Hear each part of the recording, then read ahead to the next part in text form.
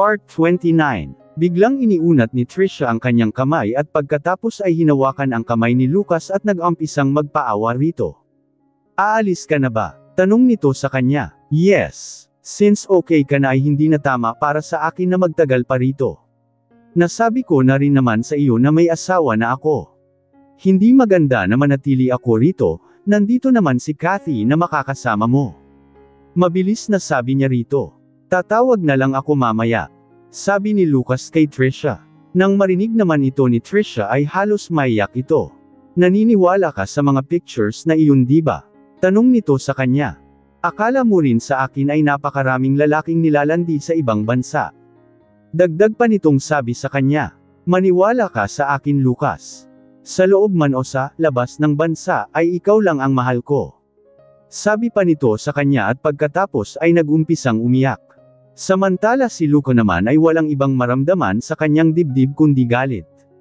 Ilang sandali pa nga ay hinawakan niya ang kamay nito at tinanggal mula sa pagkahawak sa kamay niya. Hindi na siya makapaghintay pa na umalis dahil nag-aalala siya sa sitwasyon ni Annie. Hindi mahalaga kung ito ay totoo o hindi, tutulungan kitang mabura ang mga ito sa internet, sabi na lamang niya. Ano ang ibig mong sabihin na hindi mahalaga? Hindi makapaniwalang tanong ni Trisha kay Lucas. Agad na nagsalubong ang mga kilay ni Trisha. Paano nito nasasabi na hindi mahalaga iyon samantalang walang ibang gusto ang mga lalaki kundi ang kalinisan ng isang babae pero ang sabi nito ay hindi ito mahalaga. Ibig bang sabihin ay ayaw nito sa kanya kaya ganun ang sagot nito.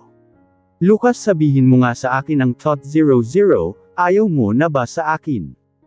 Tanong niya rito na tumutulo ang mga luha sa kanyang pisngi. May asawa na ako, same time na sagot ni Lucas sa kanya. Asawa? Hindi makapaniwalang tanong nito sa kanya. Anong klaseng asawa siya? Isa lang siyang display hindi ba? Ginamit mo lang siya pero bakit ngayon ay mas gusto mano na siya kaysa sa akin? Puno ng sakit na dagdag nitong sabi sa kanya. Mas mayaman pa rin ang pamilyang pinanggalingan ko sa kanya, Lucas. Alam ko, pero asawa ko siya at kailangan kong maging responsableng asawa sa kanya. Matigas na sagot niya rito. Sa sandaling ito, biglang naalala ni Lucas ang sinabi sa kanya ng kanyang lolo noong una. Siya ay isang babae na walang trabaho at ang kanyang ina ay patay na sa loob ng maraming taon. Wala siyang kahit na sinong kamag-anak. Naisip mano ba kung paano ang magiging buhay niya kapag hiniwalayan mano siya? Ano na lang ang sasabihin ng iba tungkol sa kanya pag nagkataon? Iyon ang eksaktong sinabi sa kanya ng lolo niya noon sa kanya. Aalis na ako. Magpahinga ka na, sabihin iyon ni Lucas ay tuluyan na siyang lumabas ng ospital nang hindi man lang nagdadalawang isip. Pagkasakay niya sa kanyang kotse ay agad niyang tinawagan ang kanyang mga tauhan at tinanong ang sitwasyon ni Annie. Ang sagot ng mga ito ay ayos lang naman daw ito at dahil doon ay nakahinga ng maluwag si Lucas. Naabutan siya kanina ni Lucas na kumakain at nang dumating ito ay tinapos niya na kaagad ang kanyang pagkain at dali-daling umakyat sa kanilang silid kaya lang ay nang eksaktong makapasok siya doon, hindi pa man siya nagtatagal doon ay bigla rin itong sumunod sa kanya na may dala-dalang sinigang na isda. Ayaw niya sana iyong kainin ngunit pinilit siya nito kaya wala na lamang siyang nagawa kundi ang kainin ito dahil alam niya na hindi siya nito tatantanan. Pasensya na sa pagdududa ko sa iyo kanina. Paghingi nito ng dispensa sa kanya pagkatapos niyang kainin ang binigay nitong sinigang na isda. Hindi siya sumagot rito at pagkatapos ay napabuntong hininga na lamang ito at inilabas ang pinagkainan niya samantala ng pagkalabas naman nito ay nagtatakbo siya sa banyo upang samuka. Pagkapasok niya sa banyo ay kaagad niyang binuksan ang lahat ng gripo upang hindi marinig sa labas ng banyo ang kanyang pagsusuka. Ayaw niyang mag-alala sa kanya si Lucas sa ganung paraan dahil pakiramdam niya ay magmumukha lang siyang kaawa-awa. Pagkatapos niyang magsuka ay naghilamo siya ngunit nang makita ang kanyang sarili sa salamin na malungkot ang mga mata ay bigla siyang napaiyak. Tinakpan niya ang kanyang mga labi ng isa niyang kamay at hindi na niya napigilan pa ang sarili na umiyak. Pero kahit na umiyak siya ay hindi niya hinayaan na magkaroon ng tunog ang pag-iyak niya. Ayaw niyang malaman ni Lucas na umiiyak siya. Hinayaan niya ang sariling umiyak para kahit na Popon Zero ay gumaan naman ang pakiramdam niya. Mali siya, mali talaga siya. Hindi siya dapat umasa kay Lucas. Hindi na rin dapat nagkaroon ng pangalawang pagkakataon ng pagsasamang iyon. Lolo, pasensya na. Gustong-gusto ko talagang matupad ang huling kahilingan mo at manatili sa piling niya habang buhay, pero mukhang hindi ko na talaga kaya pa. Bulong niya sa hangin sa pagitan ng kanyang mga pagluha. Sobrang pagod na siya, pagod na pagod. Pagkatapos maligo, lumabas na si Annie sa banyo. Paglabas niya ay hindi niya inaasahan na naroon si Lucas. Pero bagamat nasa iisang silid sila ngayon ay hindi na lamang siya nagsalita. Dahil nga naligo si Annie ay tumutulo pa ring tubig sa kanyang buhok. Pinupunasan niya ang kanyang buhok nang lampasan niya si Lucas. Nagulat siya nang bigla na lamang siyang nilapitan nito. Tulungan na kita, sabi nito sa kanya. Hindi, kaya ko na ta. Mabilis niyang pagtanggi rito. Agad niyang ginamitan ng blower ang kanyang buhok upang matuyo na ito kaagad at pagkatapos ay nahiga na si Annie. Nakahiga na rin si Lucas sa kanyang tabi. Nakaharap siya sa likod nito dahil nakatalikod ito sa kanya at nanatili siyang nakapikit. Ilang sandali pa ay bigla na lamang bumangon si Lucas. Akala siguro nito ay tulog na siya. Napatitig pa si Annie sa likod nito habang paalis at biglang napaluha. Sinabi na niya kanina sa kanyang sarili na hinding-hindi na siya ulit iiyak, ngunit ang kanyang mga luha ay parang isang gripo na tuloy-tuloy ang pagtulo at hindi niya kayang mapigilan ang pagtulo nito. Noon pa man ay alam na niyang ang bida sa buhay ni Lucas ay walang iba kundi si Trisha. Gustong-gusto niya itong mapasaya, pero hindi siya ang dahilan para maging masaya ito. Okay lang na umalis ito at kung aalis man ito ay hindi naman niya kailangang tingnan ito para hindi siya masaktan. 10 oras na ng gabi at lumabas pa rin ito. Wala naman itong ibang pupuntahan, alam na niya kaagad kung saan ito pupunta, kay Trisha. Dati, ay wala siyang kinatatakutan sa buhay niya, hindi siya natatakot maging mapagbigay, hindi rin siya natatakot sa hirap at hindi rin siya natatakot na maghintay. Akala niya ay hindi siya kailanman makakaramdam ng takot ngunit nagkakamali pala siya. Ipinikit niya ang kanyang mga mata. Biglan siyang tumihaya at nakatitig lamang sa kisame. Hindi siya makatulog. Ilang sandali pa ay ipinikit niya ang kanyang mga mata at nanatili lamang nakapikit nang marinig niya ang pagbukas ng pinto. Kasunod nito ay narinig niya ang mga yapak, ang tao lang naman ang pumapasok sa kanyang silid bukod sa kanya kundi tanging si Lucas lamang. Ibig sabihin ay hindi ito umalis. Hindi ba nito inuntahan si Trisha? Hindi nagtagal ay narinig niya na nagbukas ito ng kabinet at isinara pagkatapos ay pumasok sa banyo. Kasunod nito ay narinig niya ang pagtulo ng tubig mula sa banyo na malinaw niyang narinig. Sa mga sandaling iyon ay bigla niyang naramdaman na hindi niya kayang hulaan ang lalaking ito. Hindi niya namalayan ay bigla na lamang niyang naamoy ang napakapreskong amoy at hindi nagtagal ay agad na bumalot sa kanya ang pares ng banayad at makapangyarihang mga kamay. Agad niyang napagtanto na nasa kama na ito ay yakap-yakap siya. Ano ba? Hindi ako sanay. Tinulak ni Annie ito kasabay ng pagrereklamo niya. Kung lagi kong gagawin sa'yo ay tiyak na masasanay ka na rin. Sabi nito sa kanya. Galit na galit si Annie ng mga oras na iyon dahil ayaw niya ngang magpayakap rito kaya mabilis siyang humarap rito at pagkatapos ay kinagat ang balikat nito. Napakagat labi naman si Lucas nang maramdaman niya ang sakit dahil sa ginawa ni Annie na pagkagat sa kanya. Sa kabila nito ay mahigpit pa rin ang yakap niya sa bewang nito at wala siyang balak na bitawan ito. Tumigil si Annie at muling tumingin ang maitim niyang mga mata sa lalaking nasa harapan niya, galit at galit, Lucas, bitawan mo ako. Hindi kita bibitawan, sabi nito sa kanya sa mga oras na iyon ay napakatatag ng pagsagot nito sa kanya at parang wala nga talaga itong planong sumuko. Dahil rito ay muli na naman niyang ipinusisyon ang sarili at muli na naman itong kinagat. Sa pagkakataong iyon ay mas diin na kaysa sa nauna kanina. Sa totoo lang ay nasasaktan ang puso niya, sobrang sakit. Bakit siya nito ginaganito? Dahil sa sobrang diin na ginawang pagkagat ni Annie ay bigla na lamang dumyugo ang balikat nito at pagkatapos ay nakita niya na nabahiran ng dugo ang damit nitong suot dahil lang sa ginawa niyang pagkagat. Dahil rito ay tumigil na siya sa kanyang ginagawa at wala sa sariling napatitig rito. Nakita niya na nakatitig rin ito sa kanya at bakas ang sakit sa mukha nito ngunit tiniis nito ang lahat ng iyon at hindi man lang nagreklamo. Hindi man lang siya nito sinaway sa ginawa niya. Bakit hindi mo ako pinigilan? Matalim na tanong niya rito. Sa halip na sagutin nito ang tanong niya ay nagtanong pa ito sa kanya. Nasiyahan ka na ba sa ginawa mo? Tanong nito at habang sinasabi iyon ay pilit niyang inabot ang buhok nito ngunit iniiwas lamang nito ang ulo nito. Naisip ni Annie na hindi siya isang alaga nito na kapag gusto nitong hawak-hawakan siya ay magiging maamo lamang siya at hindi magrereklamo pagkatapos ay taye ko lang siya nito pababayaan kapag nasiyahan na ito. Hindi na siya papayag pa na ganunin na lamang siya. Galit pa rin ba? Muling tanong ni Lucas sa kanya ngunit sa halip na sagutin niya ito ay tinalikuran niya ito at pagkatapos hindi na lamang ito pinansin pa. Dahil sa gusto siya nitong yakapin ay mas maganda nang hayaan na lamang niya ito isa pa ay hindi rin naman siya makaalis mula sa pagkakayakap nito. Pinilit niya na lamang ang sarili niyang matulog. Nang magising si Lucas kinabukasan ay maliwag na. Nang kapain niya ang kanyang tabi ay agad niyang nalaman na wala na pala sa tayo niya ito. Dahil rito ay kaagad siyang bumangon at bumaba ng kama at naghanapin ito ngunit hindi niya ito nakita sa kahit saang sulok ng bahay nila kaya muli siyang bumalik sa silid nila upang kuhanin ang kanyang cellphone at tawagan ito. Nang makuha niya ito ay kaagad niya itong tinawagan ngunit nakapatay ang cellphone ni Annie. Pasikat pa lang kanina ang araw ay lumabas na ng bahay si Annie at pagkalabas niya ay agad niyang pinatay ang cellphone niya.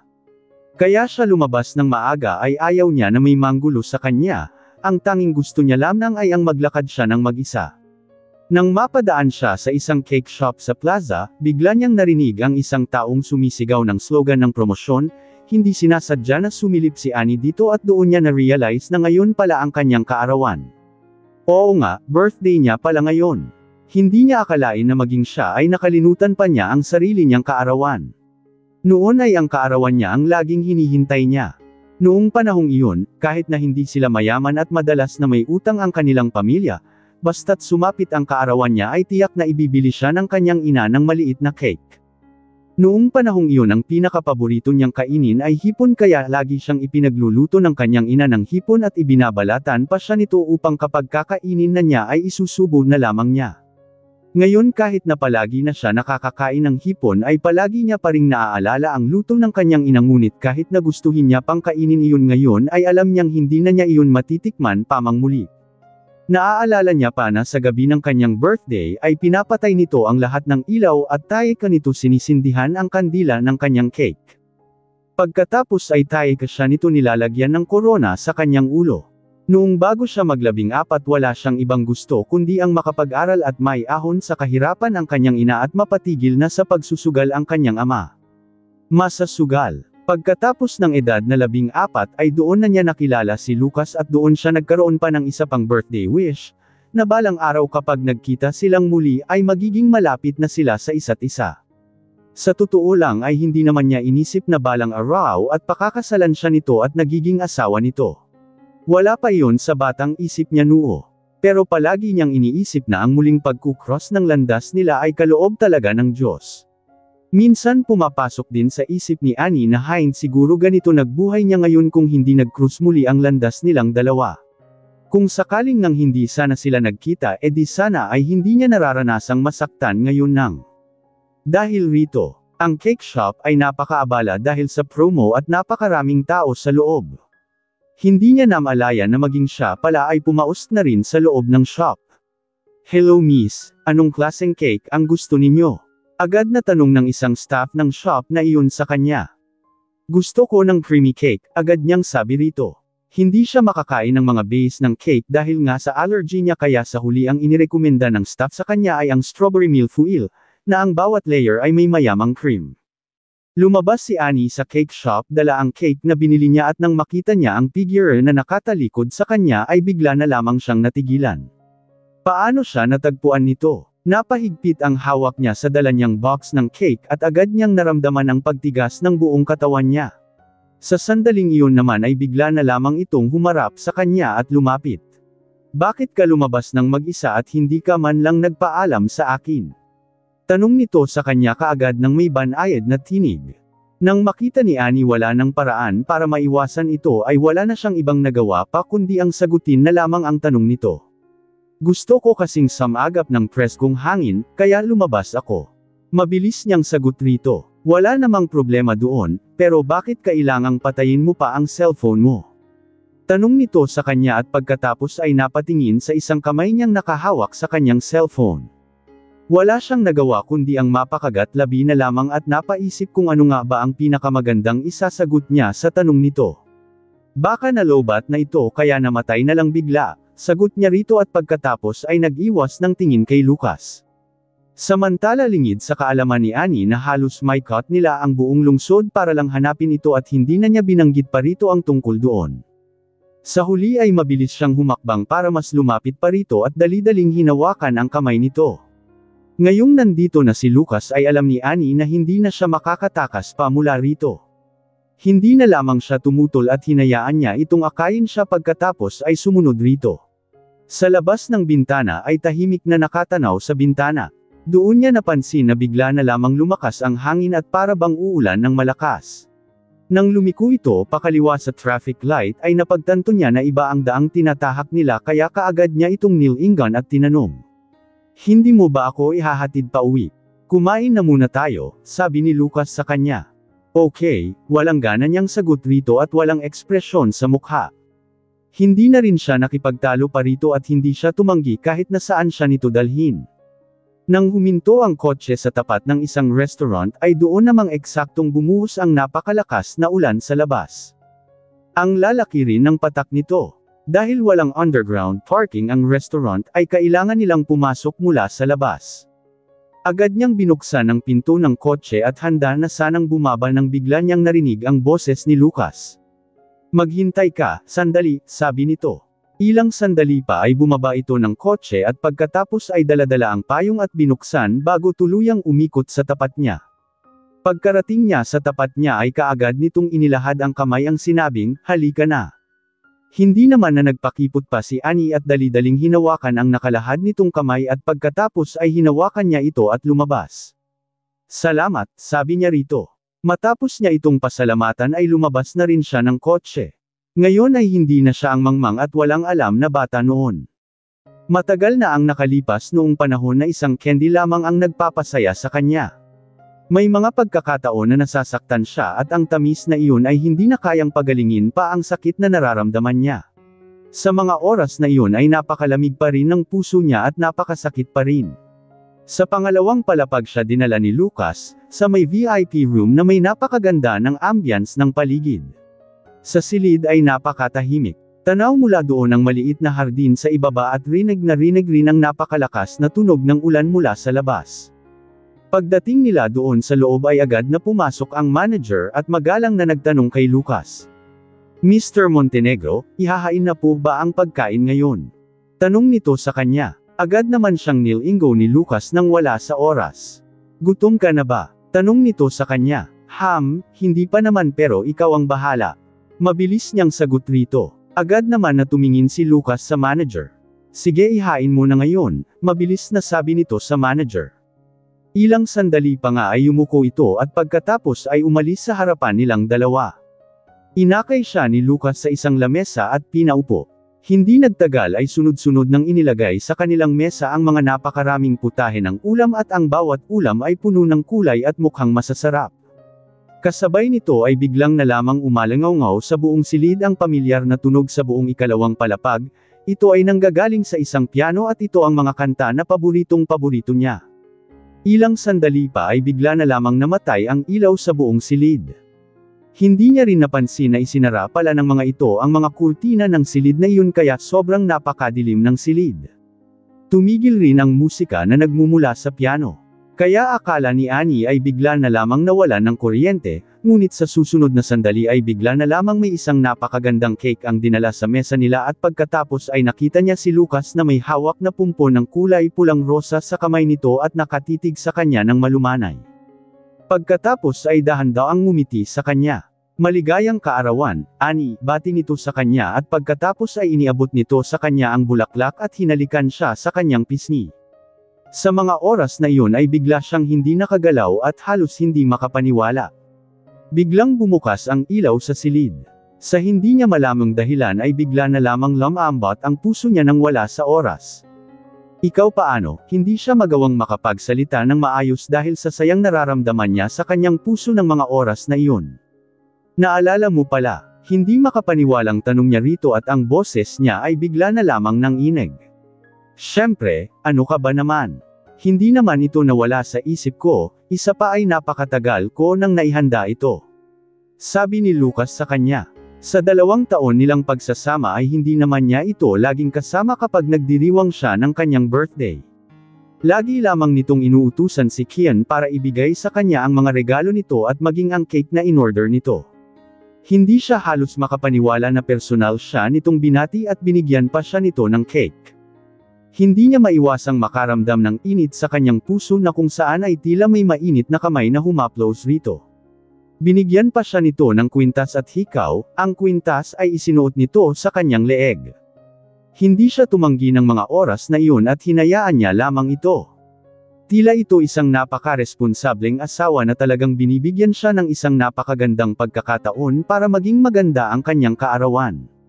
Ngunit bigla na lamang naputol ang kasiyahang nararamdaman niya nang biglang tumunog ang cellphone ni Lucas. Handa na ang lahat ng mga pagkain at nakahawak na si Lucas sa mga kubyertos nang biglang tumunog ang cellphone nito samantalang siya ay hindi tumigil sa kanyang ginagawa at nagpatuloy pa rin sa pagpulot ng mga kakainin niya. Masarap ang pagkain ngunit nawalan na siya ng gana. Sumubo siya ng pagkain, ngumunguya siya ng pagkain ngunit hindi niya na ito malasahan. Ang cellphone ni Lucas ay nagpatuloy sa pagtunog at alam niya na kaagad kung sino ang tumatawag dahil sa ringtone nito. Walang iba kundi si Trisha. Hindi nagtagal ay sinagot nito ang tawag. Nakatikom lamang ang mga labi nito at ang hininga nito ay kasing lamig ng yelo. Hindi rin ito nagsalita kahit na isang salita lamang at nanatili lamang itong tahimik. Hanggang sa tuluyan na nga nitong ibinaba ang cellphone nito. Malalim na binuka ni Lucas ang kanyang mga labi at tiningnan si Annie at nagdadalawang isip na napatitig sa kanya. Nagangat siya ng kanyang tingin at pagkatapos ay tiningnan iti. Nakita niya ang pag-aalangan nito sa mga mata nito at akmang babuka na sana ang bibig nito upang magsalita ng unahan na niya ito. Mukhang si Trisha ang tumawag. May problema na naman ba siya? Tanong niya rito na may malamig na mga mata. Alam niya na nahihiya lang itong magsabi sa kanya ngunit gusto nitong umalis doon at puntahan na ito kaagad. Oo, nipatingong sagot ni Lucas sa kanya at hindi nito itinago ang totoo sa kanya. Nang marinig niya ang sagot nito ay tumigil ang mga kamay ni Annie sa kanyang ginagawa. Unti-unting sumili ang malamig na ngiti sa kanyang labi. Lagi na lang ganyan ang ginagawa niya. Wala na ba siyang maisip na bago? Tanong niya rito. Annie, iba ang sitwasyon niya ngayon. Kaagad na sagot nito sa kanya. Palagi mo na lang sinasabi na iba-iba sa bawat pagkakataon. Noong nagpakasal tayo, naaksidente siya. Noong nakaraang linggo naman ay nakidnap siya, taops nitong nakaraang araw ay nagpakamatay siya. Ngayon naman, ano naman? Malamig na tanong niya rito. Totoong dinukot siya noon, Annie, sagot ni Lucas sa kanya na nakatitig sa mga mata niya at seryoso ang mukha.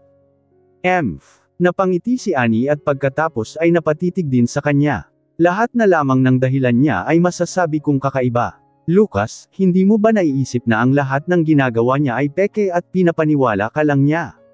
Tanong niya rito. Lahat ng ito ay pakulo lang niya, paano kung hindi talaga siya na aksidente? Hindi siya nagpakamatay at hindi siya dinukot. Paano kung ginawa niya lang ang lahat ng ito para pantahan mo siya? Dahil ganun siya ka-desperada. Tuloy-tuloy na tanong niya rito. Hindi natin masasabi ang mga yan, Annie, ayaw kong mag-isip ng mga isip ngayon. Mabilis na sagot nito sa kanya. Kung tama ang hula ko, kahit ano naman ang sabihin ko ngayon sa iyo ay pupuntahan mapi pa rin siya, hindi ba? Kung ganun din naman ay pwede mo na siyang puntahan ngayon, Lucas. Malamig na sabi niya rito, ano? Sigurado ka ba sa sinasabi mo? Tanong ni Lucas rito dahil hindi siya makapaniwala sa kanyang narinig. Sa ilang beses siyang nagpaalam rito na pupuntahan niya si Trisha ay palagi itong tumatanggi at hindi siya nito pinapayagan. Pero sa mga oras na iyon ay hindi pa niya nagagawang magpaalam rito pero pinapaalis na siya nito kaagad. Tinignan ni Lucas ang mahinahong mga mata ni Annie at alam niya na kaagad na maya iba ngunit hindi niya lang malaman kung ano yun pero isang bagay ang nasisiguro niya, si Annie ay napakakalmado ngayon at napakamapagbigay. Nang makita siya nitong hindi gumagalaw at nakatitig lamang rito ay muli na naman itong nagtanong sa kanya. Ano, hindi ka ba naniniwala na pinapayagan kitang puntahan siya? Tanong nito sa kanya. Nang matapos magsalita si Annie ay itinuro niya ang pinto palabas. Pumunta ka na. Kahit na anong mangyari ay hindi kita pipigilan, huwag kang mag-alala. Malamig na sabi niya rito.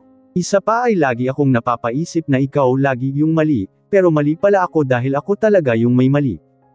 Kaya puntahan mo na siya, hindi kita pipigilan pa, sabi niya rito. Ani, pasensya ka na. Hindi ko talaga siya pwedeng pabayaan, sabi nito sa kanya at pagkatapos nitong sabihin iyon ay agad na tumayo si Lucas at umalis. Iniwan siya nitong mag-isa doon. Napatitig si Annie sa likod nito at ngumiti na parang tanga. Hindi talaga nito kayang pabayaan si Trisha. Hindi niya kaya. Hanggang sa mga oras na iyon ang paningin nito ay nasa babaeng iyon lamang maging ang puso nito. Pagkaalis ni Lucas ay tumayo si Annie at naglakad palapit sa bintana. Hinawi niya ang kurtina at tumano doon.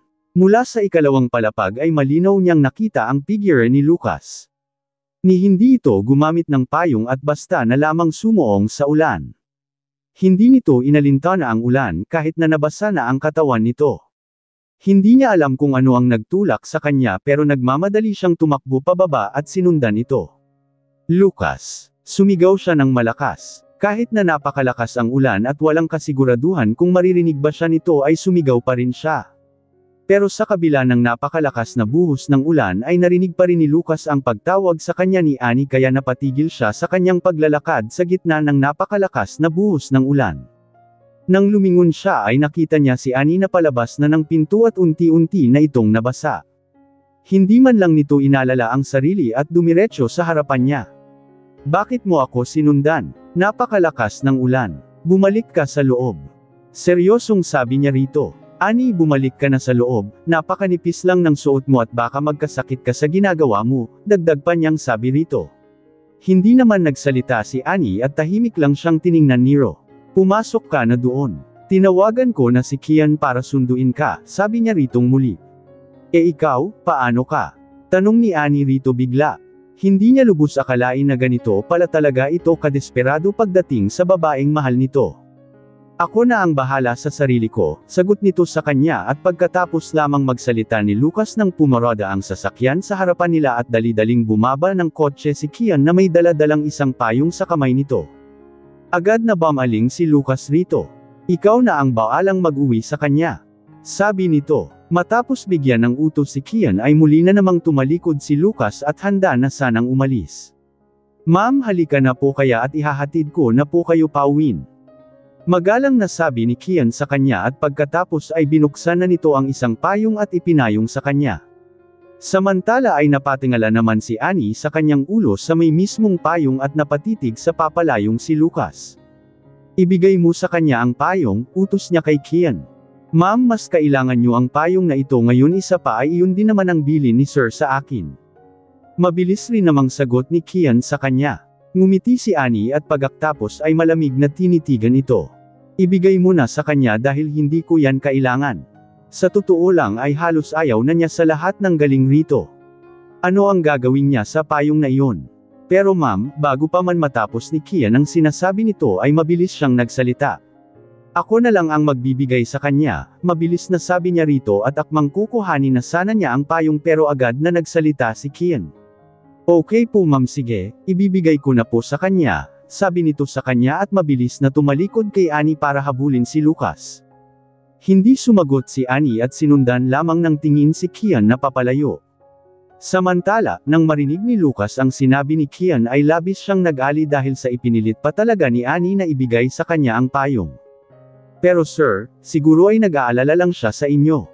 Mas mabuti na tanggapin niyo na po ito para na rin matapos na ang problema. Sabi ni Kian sa kanya. Ngunit sa huli ay hindi ito tinanggap ni Lucas at pagkatapos ay agad na nagngalit ang kanyang mga ngipin at mabilis na sumagot rito. Ayokong tanggapin ang payong na ito, malamig na sabi niya rito. Matapos sabihin iyon ay kinuha niya ito at dali-daling itinapon niya ito gamit ang kanyang mga kamay at ang payong ay nahulog sa lupa pagkatapos. Kitang-kita ni Annie na itinapon ni Lucas ang payong sa lupa. Dahil sa lakas ng hangin ay hinangin ito ng malakas. Sobrang sakit ng puso ni Annie. Pakiramdam niya ay ang puso niya ay parang ang payong na iyon. Annie, sumuko ka na. Hindi ka niya mahal at hindi ka niya kailanman mamahalin. Pagalit niya sa kanyang sarili. Matagal na niya itong ginawa dapat. Tuldok. Ang ulan ay bumubuhos, mas naging mas mabigat ang bawat patak nito. Nakita niya kung paano nawala si Lucas sa kanyang paningin at dali-daling sumakay sa kotse hanggang sa nawala sa tuluyang nawala. Palayo ito ng palayo hanggang sa hindi na niya ito nakita pa. Sa mga oras na iyon ay doon na lumapit si Kian sa kanya. Akmang magsasalita na sana ito pero inunahan na niya. Hindi mo na kailangang ihatid pa ako. Pwedeng sundan mo na lang siya, malamig na sabi niya rito ngunit matatag na nagsalit si Kian sa kanya. Kailangang ihatid pa ako. Pwedeng sundan mo na lang siya. Malamig na sabi niya rito ngunit matatag na nagsalit si Kian sa kanya. Ma'am pasensya na po pero hindi ko pwedeng gawin iyon, kailangan kong siguruhing makakauwi kayo dahil iyon ang utos ni Sir sa akin. Sagot nito sa kanya, kung ganon ay alam mo ba kung bakit siya umalis ng mag-isa? Wala sa sariling tanong niya rito. Umiling naman kaagad si Kian sa kanya. Dinukot daw si Trisha at umalis siya para iligtas ito. Hindi ko alam kung gaano kadelikado ang mga kidnapper. Sigurado ka bang ayaw mo siyang sundan? Baka mapano siya. Sabi niya rito. Nang matapos siyang magsalita ay agad niyang nakita ang mukha ni Kian na gulat dahil sa sinabi niya. Ma'am, totoo ba ang sinasabi ninyo? Tanong nito sa kanya. Siyempre, wala naman akong dahilan para gumawa ng kwento, isa pa ay hindi ako magiging ganun Kate Sporado kung hindi ako nagsasabi sa'yo ng totoo. Sagot niya rito. Okay po ma'am. Aalis na ako kaad at huwag niyo nang alalahanin pa si Sir dahil sinisiguro ko sa inyo na proprotektahan ko siya. Paniniguro nito sa kanya. Napatango na lamang si Annie dahil sa sinabi ni Kian sa kanya. Pagkatapos bago ito umalis ay tumawag ito ng kotse para may masakyan si Annie. Nang makita nitong nakasakay na si Annie ng kotse at umalis na ay napayapa na ang kanyang isip ngunit kung alam lang sana na mas mapapasama pala si Annie sa sinakyan nito ay hindi na lamang sana niya ito pinasakay sa kotseng iyon. Samantala sa kotse ay tahimik lang na nakaupo si Annie. Nakapatong ang kamay niya sa ibabang bahagi ng kanyang puson, pinuprotektahan. Mga baby ko, pasensya na. Ipinangako sa inyo ni Mama na bibigyan kayo ng kumpletong pamilya pero pagod na si Mama pagod na si Mama na pangatawanan ang pangako niya sa inyo. Sabi niya habang marahang hinahaplos ito. Mga anak, hindi man kayo magkaroon ng ama sa hinaharap ay huwag kayong mag-alala. Kaya ko naman kayong alagaan at buhayin Bagamat sumasakit ang kanyang puso, nang maisip niya ang dalawang bagong buhay sa kanyang tiyan ay napuno pa rin ng pag-asa at tiwala sa buhay si Annie. Hindi lang naman si Lucas ang dahilan ng buhay niya. Nasisiguro niya na dala ng mga sanggol na iyon ang panibagong buhay para sa kanya. Miss, yumuko ka, biglang sigaw ng driver mula sa front seat. Nang magangat siya ng kanyang ulo ay puno ng gulat ang kanyang mukha at halos tumigil ang tibok ng puso niya. Sa gitna ng malakas na pagbuhos ng ulan, isang malaking truck ang nagmamaneho patungo sa kanila nang walang kaingat-ingat at napakabilis. Wala itong planong tumigil. Wala itong pakialam sa kanila. Napahawak si Annie sa gilid ng kotse at nanginginig sa takot ang buo niyang katawan. Sa mga sandaling iyon ay napakaraming salita ang bigla na lamang lumitaw mula sa kanyang isipan. Lucas, paalam na, mahinang bulong niya sa kanyang isip. Nay, mukhang magkikita na tayo. Mga anak, pasensya na, hindi ko alam kung paano ko kayo proprotektahan.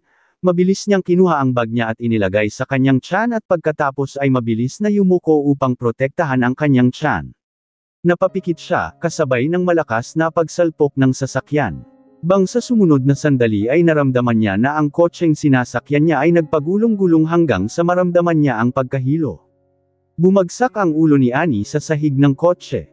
Hindi na niya matindaanan pa kung ilang beses na gumulong ang kotse sa kalsada bago ito tuluyang tumigil ngunit ang tanging alam niya lamang ay ang buong katawan ay masakit.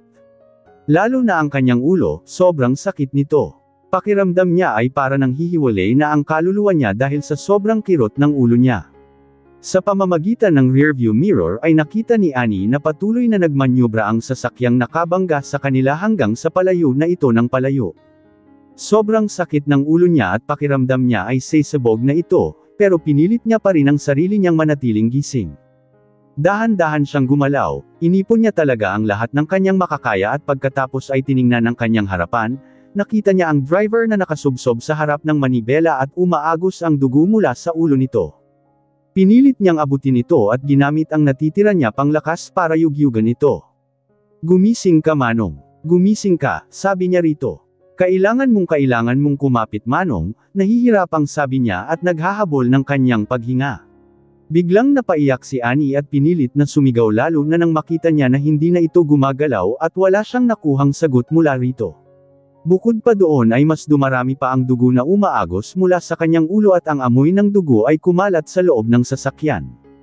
Iniisip ni Annie na ang amoy ng dugo ay galing sa driver hanggang sa maramdaman niya ang sakit sa kanyang puso na tumatagos hanggang sa kanyang kaloob-looban at doon niya naramdaman ang mainit na likidong umaagos mula doon.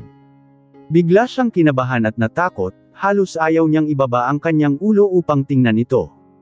Takot na takot siya, ngunit hindi niya napigilan ang kaniiyang sarili at ibinaba ang kanyang ulo. Baby, ang mga baby ko, mas lalong lumakas ang pag-iyak ni Annie.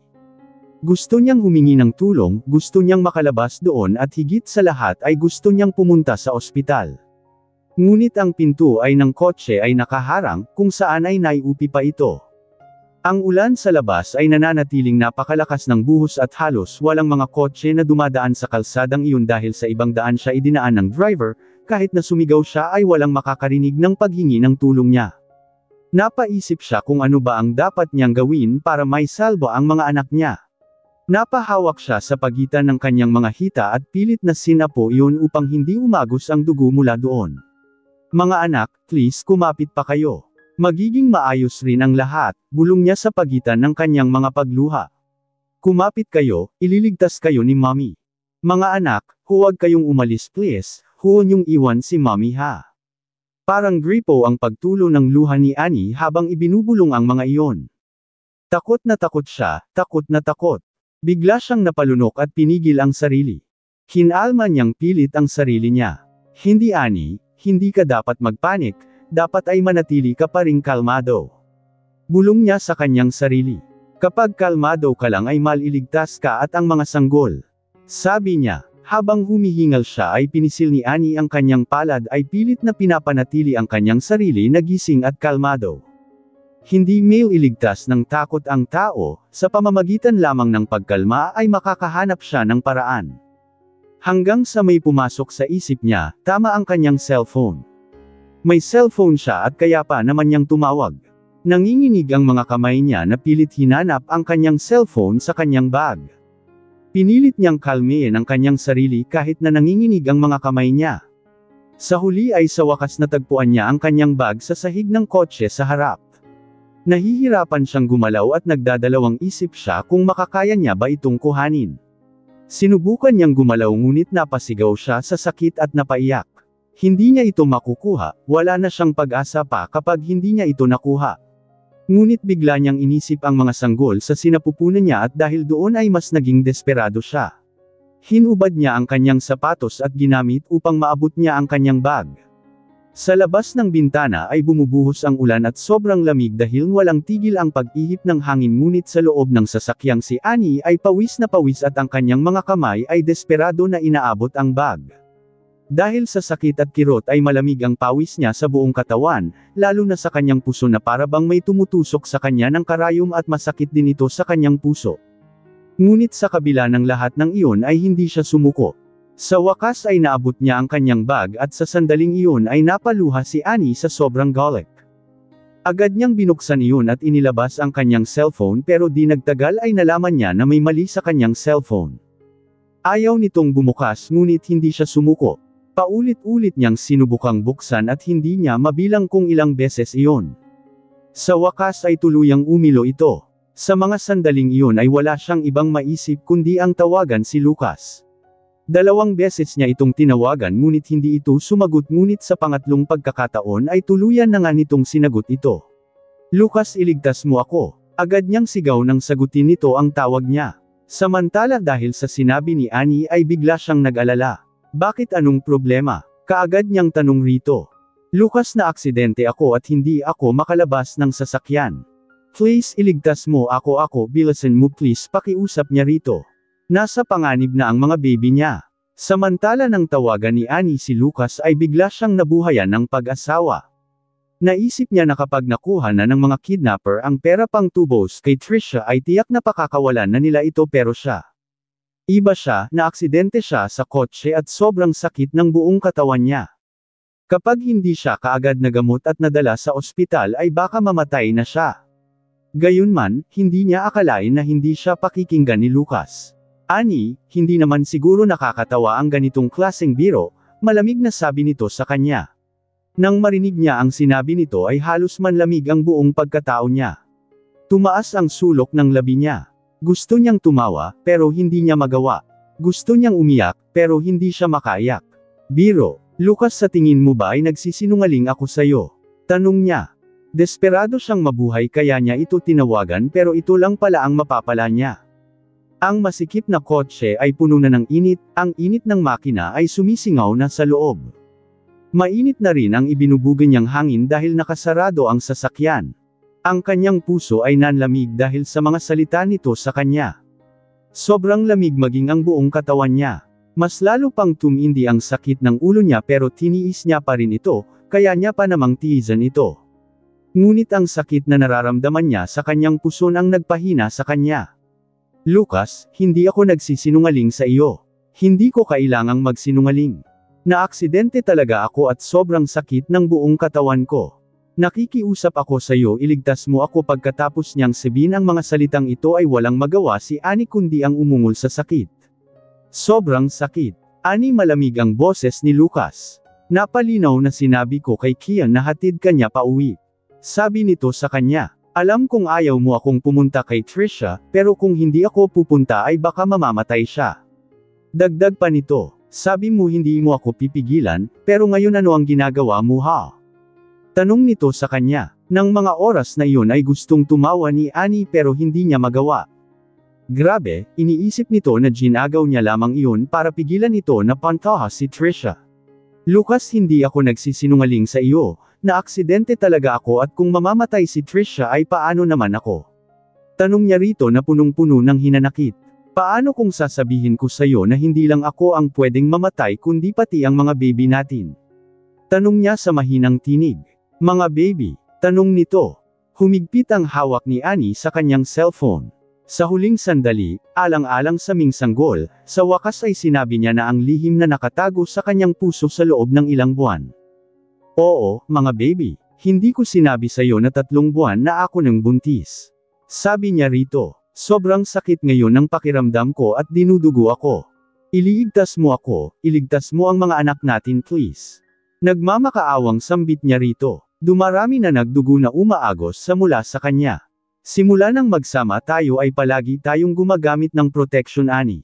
Kung may iba ka pang idadahilan sa akin ay baka mas maniwala pa ako, malamig na sabi nito sa kanya. Hindi ako nagsisinungaling sa iyo dahil naaksidente talaga ako at talagang nanganganib ang mga buhay ng mga baby ko. Kung sakali mang malaman mo na nagsasabi ako ng totoo, tandaan mo, hinding-hindi kita patatawarin. Pagkatapos niyang sabihin iyon ay agad niyang pinatay ang tawag.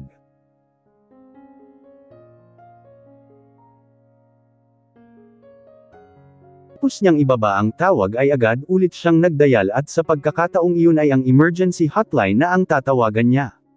Gusto niyang mabuhay, kailangan niyang mabuhay dahil sa ganoong paraan lamang magiging maaring maligtas ang kanyang mga baby. Gayunpaman, nakakatatlong pindot pa lamang siya nang bigla na lamang naging itim ang screen ng kanyang cellphone. Sinubukan niyang buhayin ito ulit kaya lamang ay walang naging epekto dahil nanatili pa ring black ang screen.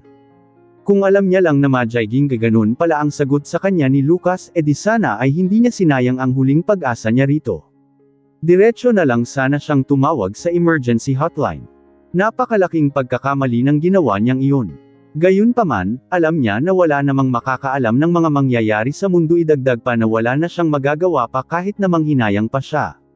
Mabilis niyang itinapon ang kanyang cellphone at pagkatapos ay napaiyak ng mapait. Tumulo ang luha sa kanyang pisngi. Dahil wala na siyang alam na darating upang iligtas siya maliban na lang sa sarili niya. Napahawak siyang muli sa tiyan niya. Mga anak, kumapit pa kayo ha. Gagawa ng paraan si mommy at hindi papayag si mommy na mawala kayo. Sabi niya habang patuloy ang pagtulo ng kanyang luha sa kanyang mata. Gustong-gusto niyang makalabas. Kailangan niyang makalabas sa kotseng iyon dahil iyon lamang ang nakikita niyang paraan para mabuhay siya at ang mga anak niya. Napatingin sa pinto sa kaliwang bahagi ng driver si Annie at pagkatapos ay inipon niya ang buo niyang lakas upang gumapang at binuksan ang pintuan. Ang buhos ng ulan ay tulad pa rin ng dati, napakalakas. Pagkabukas ni Annie ng pinto ay biglang bumuhos ang malakas na ulan at pagkatapos ay nabasa ang buong katawan niya at ang ulan ay inanod ang dugo na nagmumula sa kanyang katawan. Sa mga sandaling ito ang suot ni Annie na puting palda ay napuno ng pulang dugo. Napakakulay at napakalagkit. Bumubuhos ang malakas na ulan sa katawan ni Annie at giniginawa na rin siya. Nag-umpisang manginig ang buong katawan niya dahil sa sobrang lamig.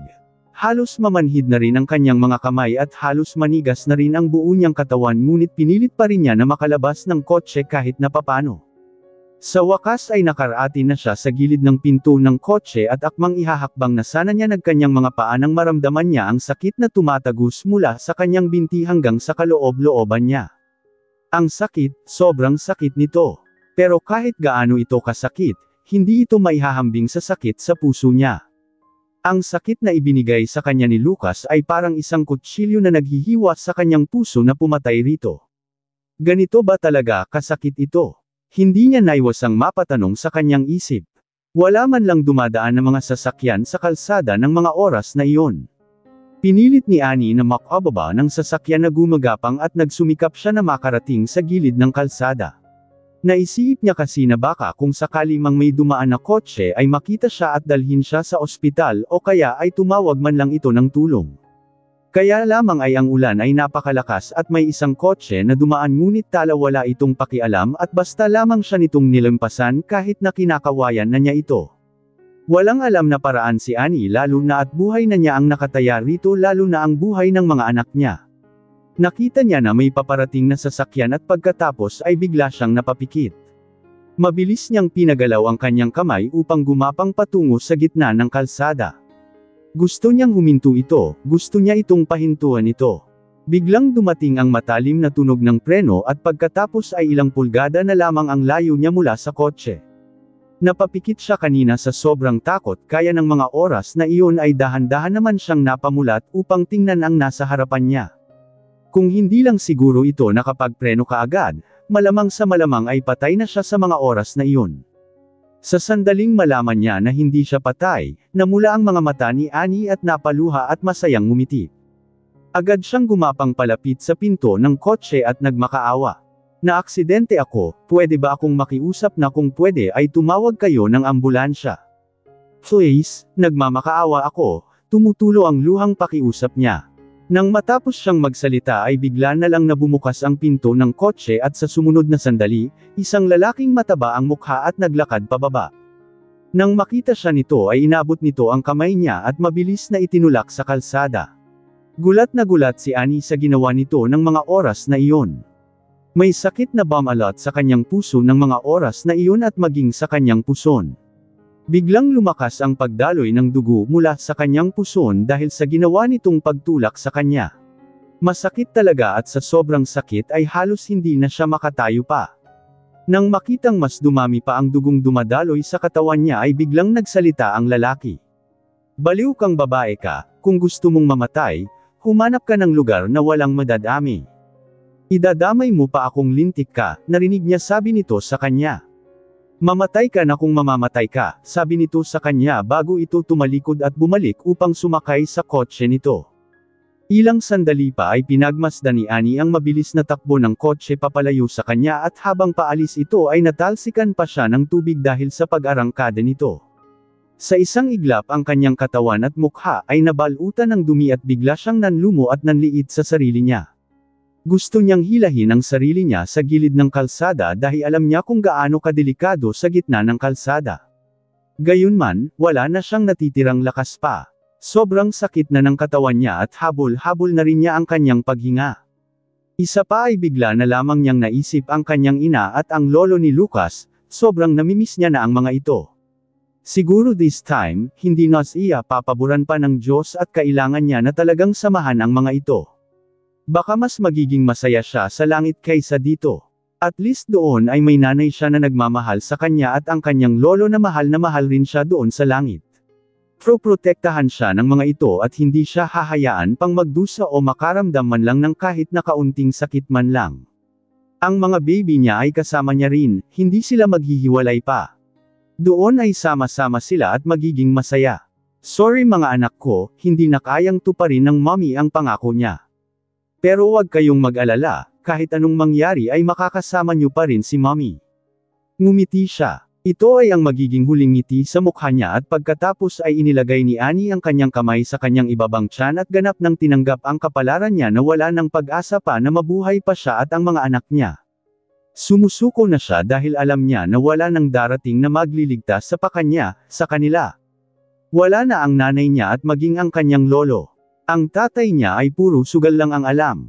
Ang kanyang pinakamamahal na tao sa mundo, ang kanyang asawa ay pinagbintangan pa siya na ang lahat ng iyon ay kasinungalingan lamang.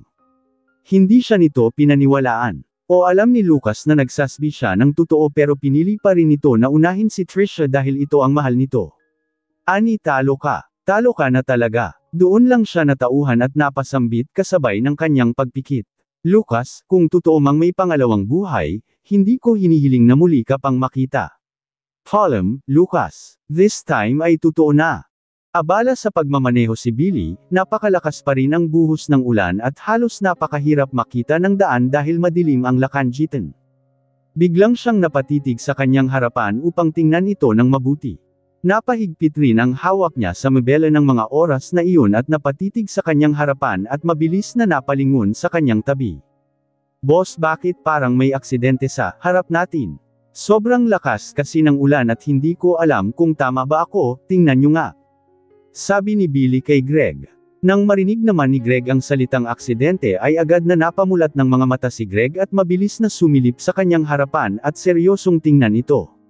Nang makita niya ang isang kotse na nakabaliktad sa gilid ng kalsada, humigpit ang kanyang paghinga at agad siyang lumingon kay Billy.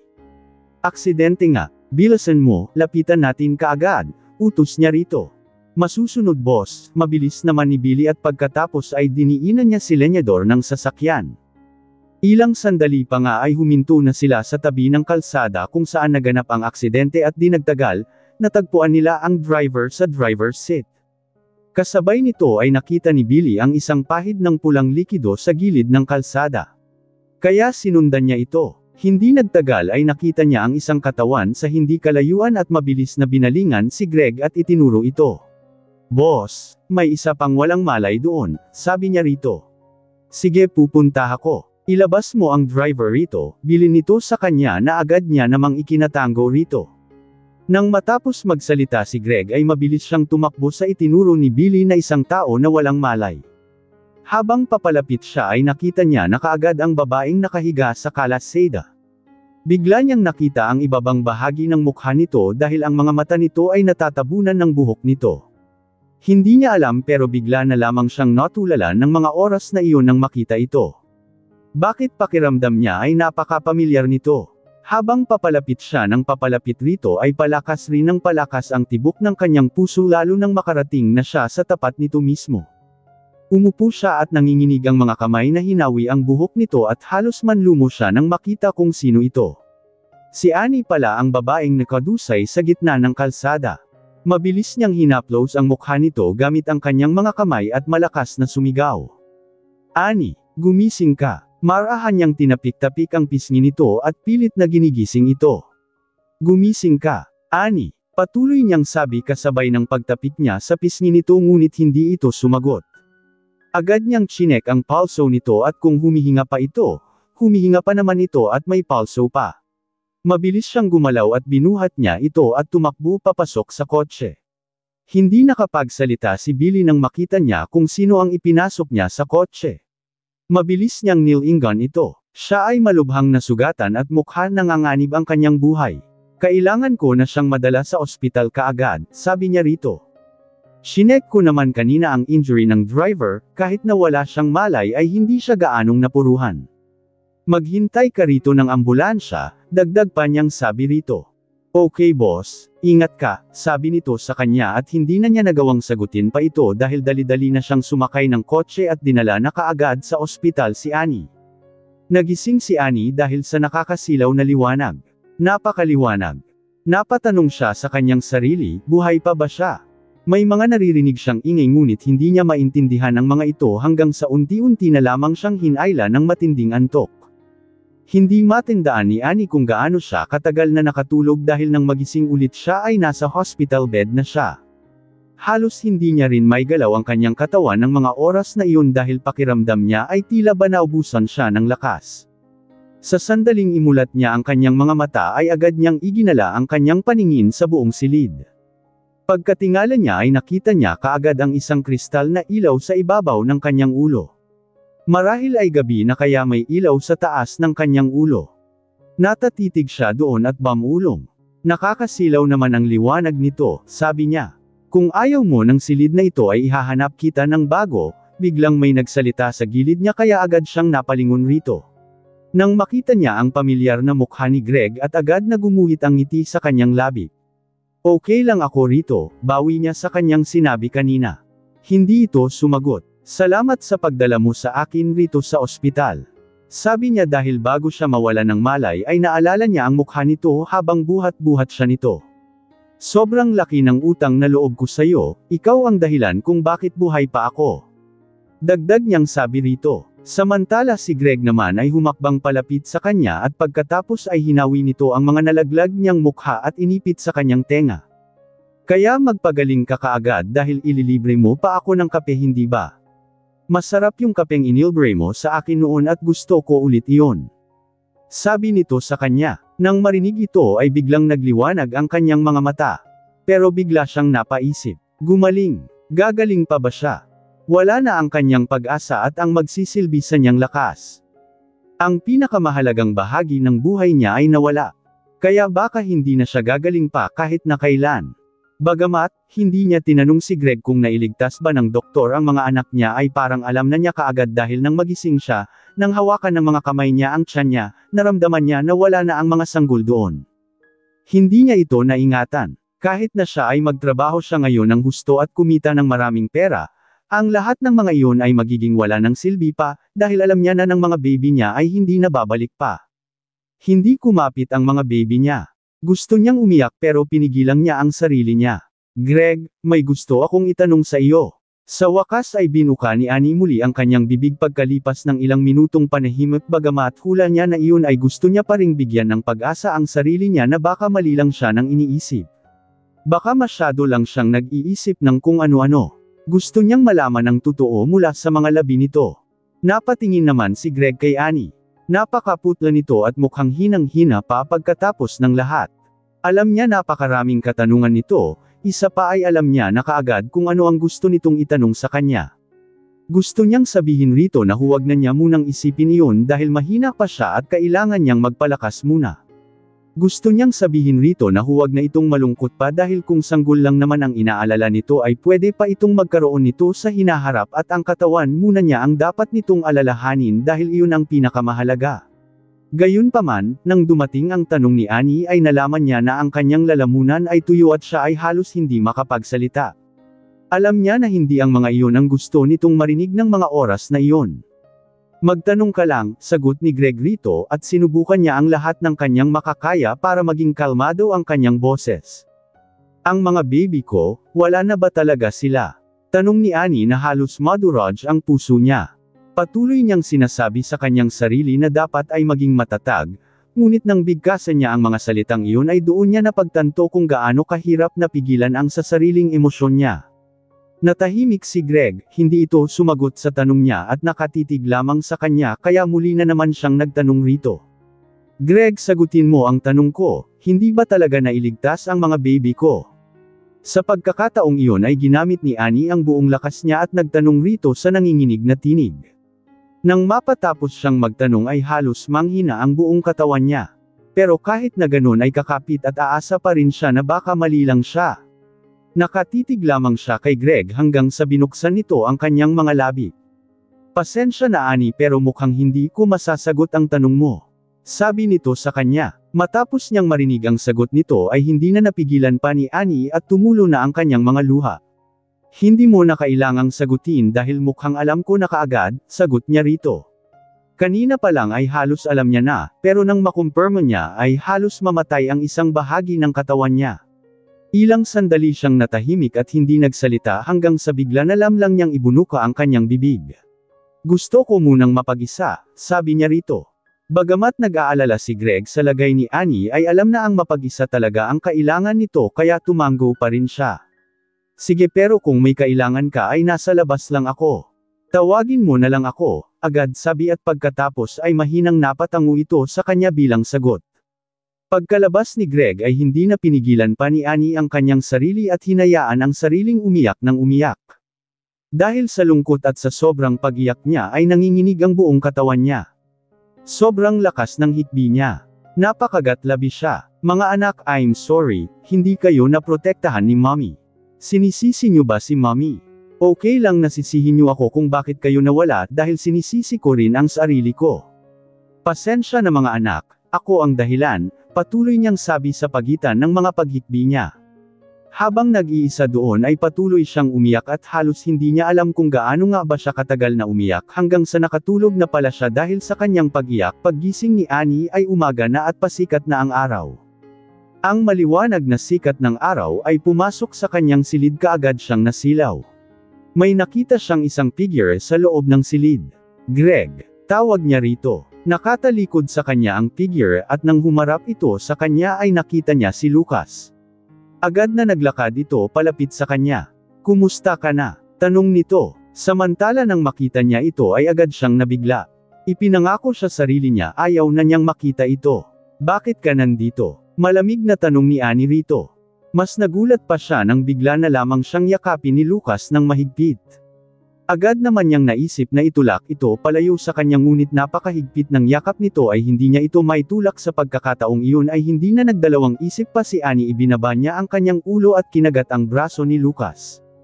Kahit na hinang-hina pa rin siya ay inipon niya talaga ang kanyang buong lakas para lang kagatin ito. Idagdag pa na naisip niya ng mga oras na iyon ang pinagdaanan niya kahapon at ang mga baby niya, ang pagkawala ng mga ito kaya sobrang kinamumuhian niya ito. Hindi nagtagal, ang braso ni Lucas ay napuno ng dugo lalo pa at nakasuot ito ng kulay puting polo shirt. Itinaas ni Annie ang kanyang ulo at tumitig sa mga mata nito na punong-puno ng sama ng loob. Bitawan mo ako, malamig na sabi niya rito. Sorry Annie, huli na nang malaman ko ang totoo. Hindi ko alam na naaksidente, hindi ko kailangan paliwanag mo. Sabi ni Annie. Lucas, ayoko nang makinig pa sa anumang sasabihin mo ngayon. Kung mali ka nga talaga ay hayaan mo na lang ako at umalis ka sa harap ko. Dagdag pa niya ritong sabi na napakalamig ng tinig, Hindi kita bibitawan, sabi nito sa kanya dahil rito ay muli na naman niyang kinagat ito. Ibinuhos niyang muli ang kanyang buong lakas ng kagatin niya ito at napaluha ang kanyang mga mata.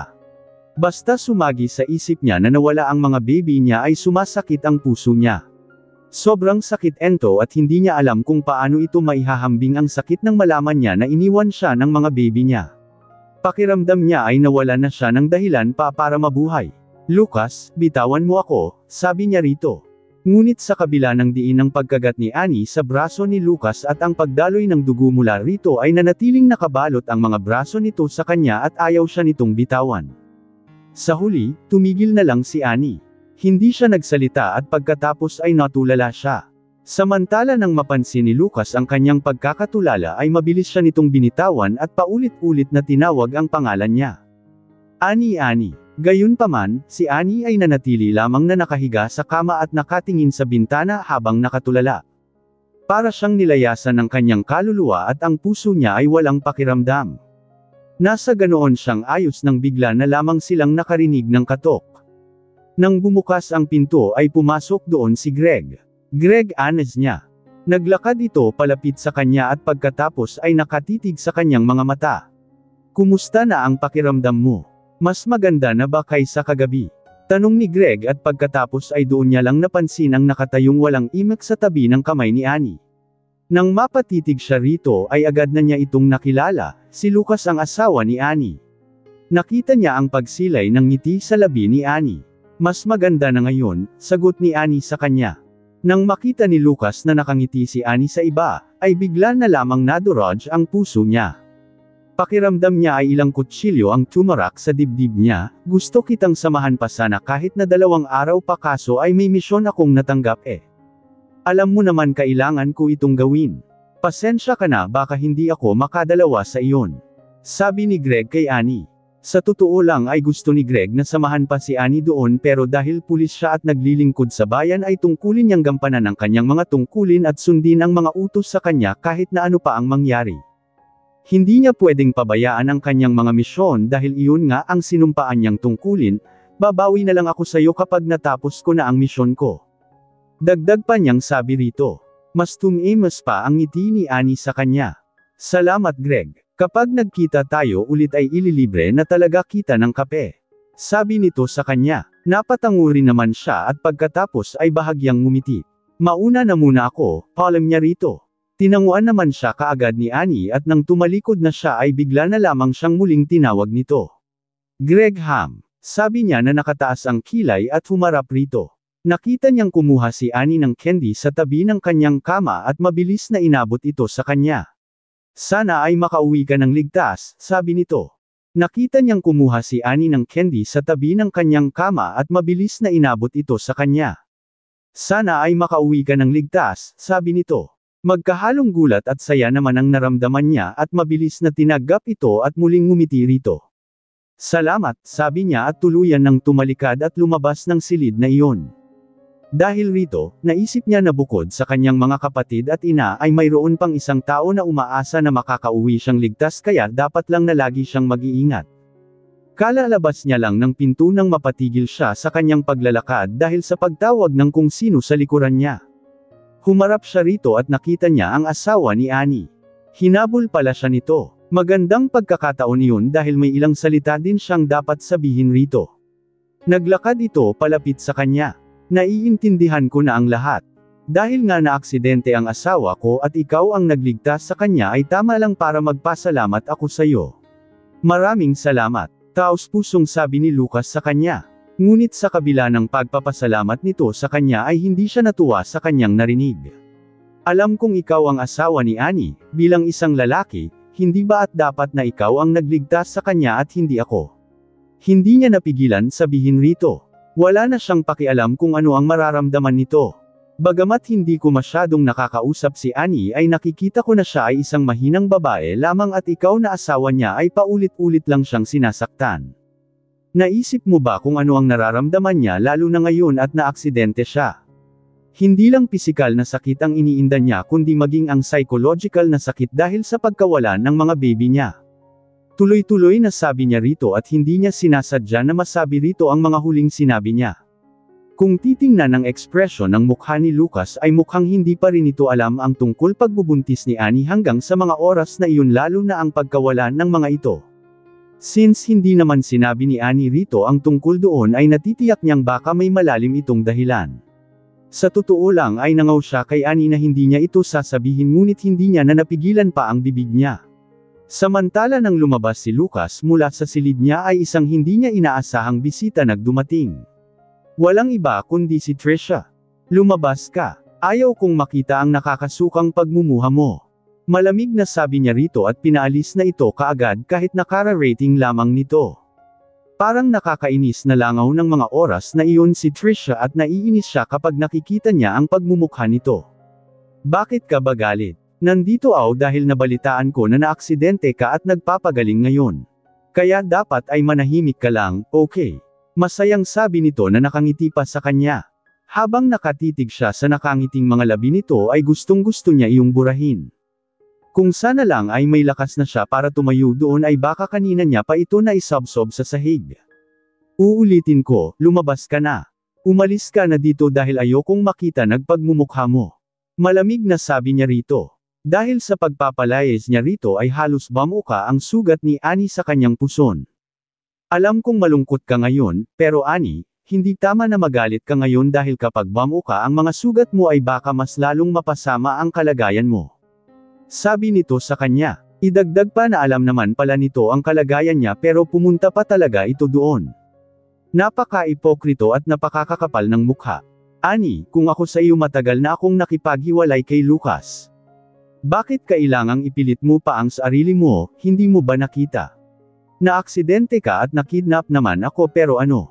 Ako ang pinili niyang iligtas hindi ba? Mas maaatim niyang mamatay ka kaysa ang hindi ako iligtas. Hindi pa ba sapat ang lahat ng iyon para malaman mo na ako ang mahal niya? Tanong nito sa kanya. Ani, hayaan mo, basta handa kang makipaghiwalay kay Lucas ay pwede kong hayaan si Lucas na bigyan ka ng kaunting mga pag-aari niya, sabi nito sa kanya. Nagalit si Annie dahil sa mga sinabi ni Trisha sa kanya. Kahit nagaano siya kaina ngayon ay hinad niya hahayaang ganituhan siya nito. Nagngangalit ang kanyang mga ngipin ay pilit na bumangon si Annie mula sa kanyang kama at dinampot ang tinidor na nakaibabaw sa mga pagkain na naroon at naglakad ng mabilis patungo kay Trisha at hindi nagdalawang isip na itanim ang tinidor sa dibdib nito.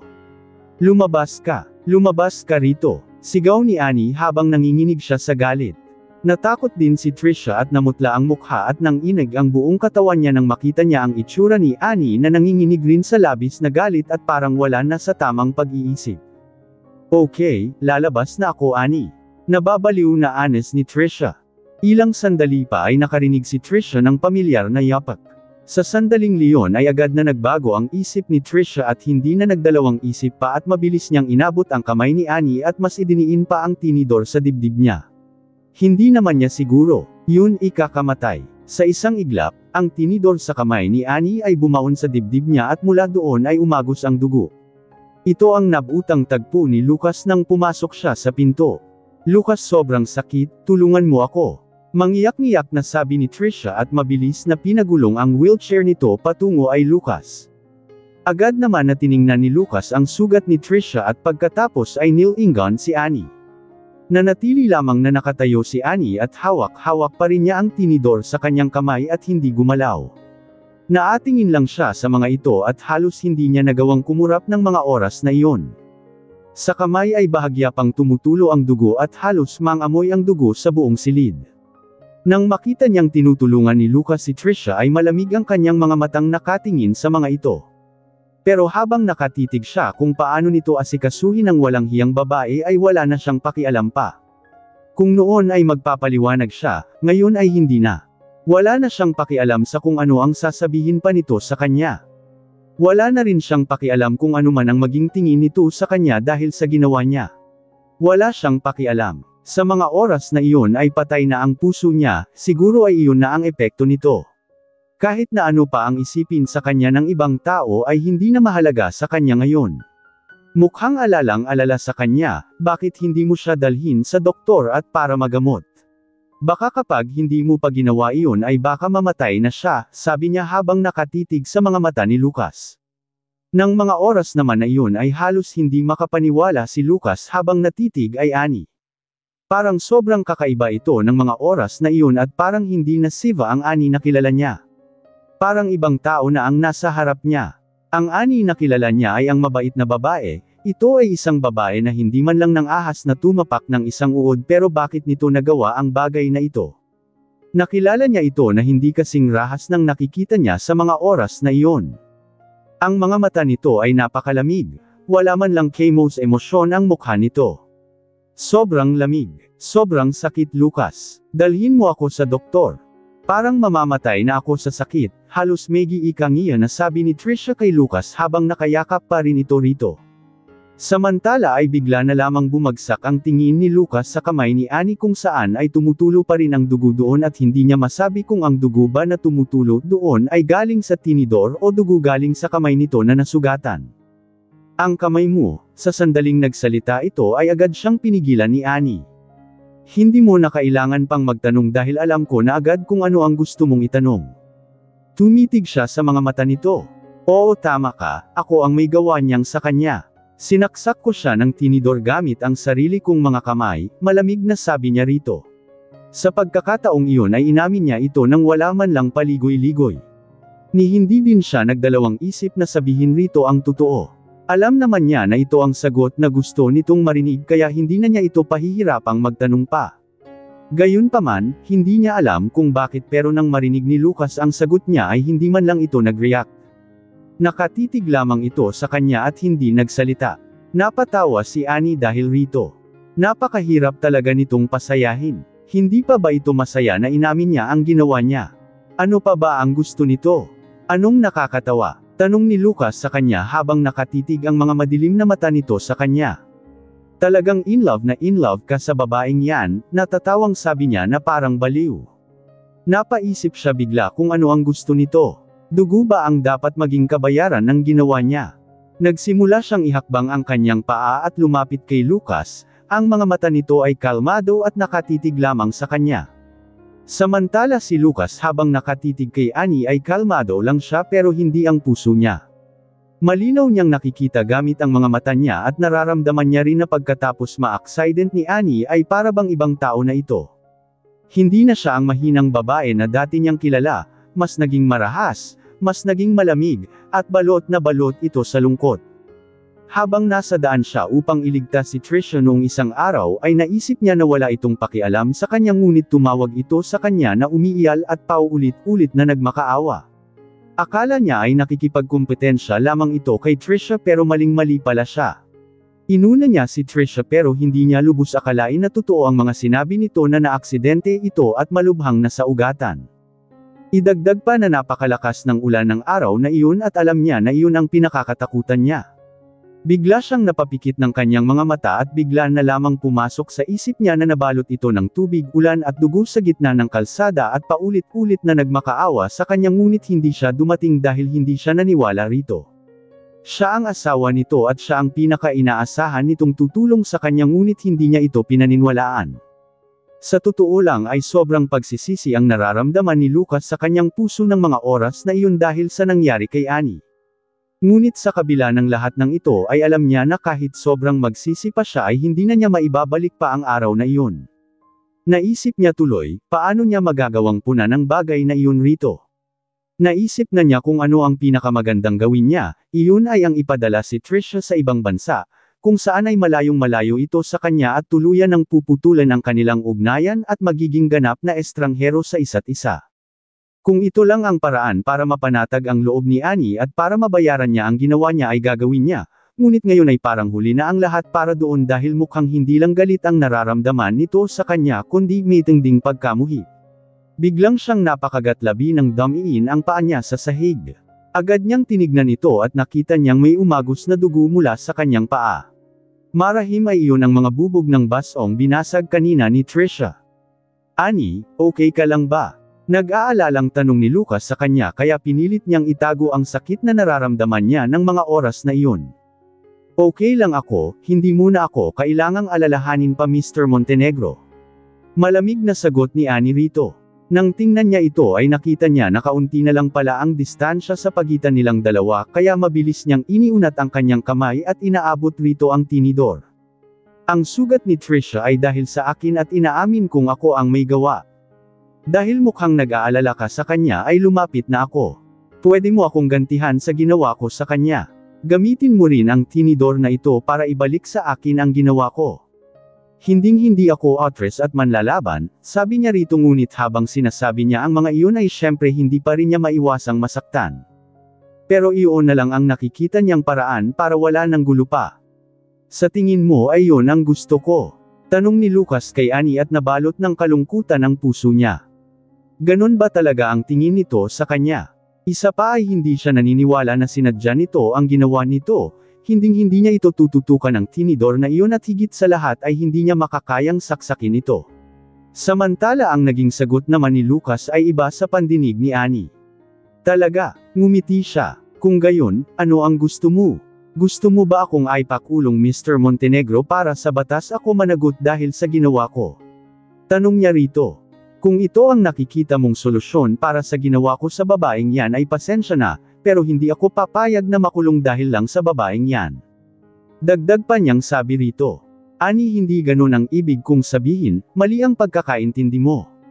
Sabi sa kanya ni Lucas na may pagkabalisa sa mga mata. So ano ang ibig mong sabihin? Hindi ka ba makontento sa mga iyon? E ano lang ang gusto mo kung ganun? Ang mamatay na ako ng tutuyan? Tanong niya rito. Agad namang binitawan ni Lucas si Trisha at lumapit kay Annie at hinawakan ang braso nito. Agad niyang tinitigan ito. Annie, kumalma ka nga at makinig ka sakin. Ni dumaan man lang yang mga sinasabi mo sa isip ko ay hindi ko gagawin. Ikaw ang asawa ko at hinding-hindi kita tututukan ng kahit ng anumang bagay na alam kong makakasakit sa'yo. Sabi niya rito. Talaga, napangisi si Annie. Ngunit sinaktan ko ang babaeng mahal mo at kailangan mo rin akong saksakin pa para makaganti ka sa aki. Hindi mo ba yon naiintindihan, Lucas? Sabi niya rito. Walang mangyayari hanggang hindi namamatay ang isa sa amin. Dagdag pa niyang sabi rito. Tumigil siya sandali at pagkatapos ay napatitig rito. O kaya, ikaw ang pumili kung sino ang dapat mamatay sa aming dalawa. Dahil sa sinabi ni Annie ay agad na napasagot si Lucas. Samantala sa mga oras naman na iyon ay bigla na lamang pinagulong ni Trisha ang kanyang wheelchair at inilapit kay Lucas pagkatapos ay mabilis na humawak sa braso nito. Lucas, huwag ka nang magalit pa, ako na lang ang magpapaliwanag ng nangyari. Hindi sinasadya ni Annie ang nangyari, sabi nito.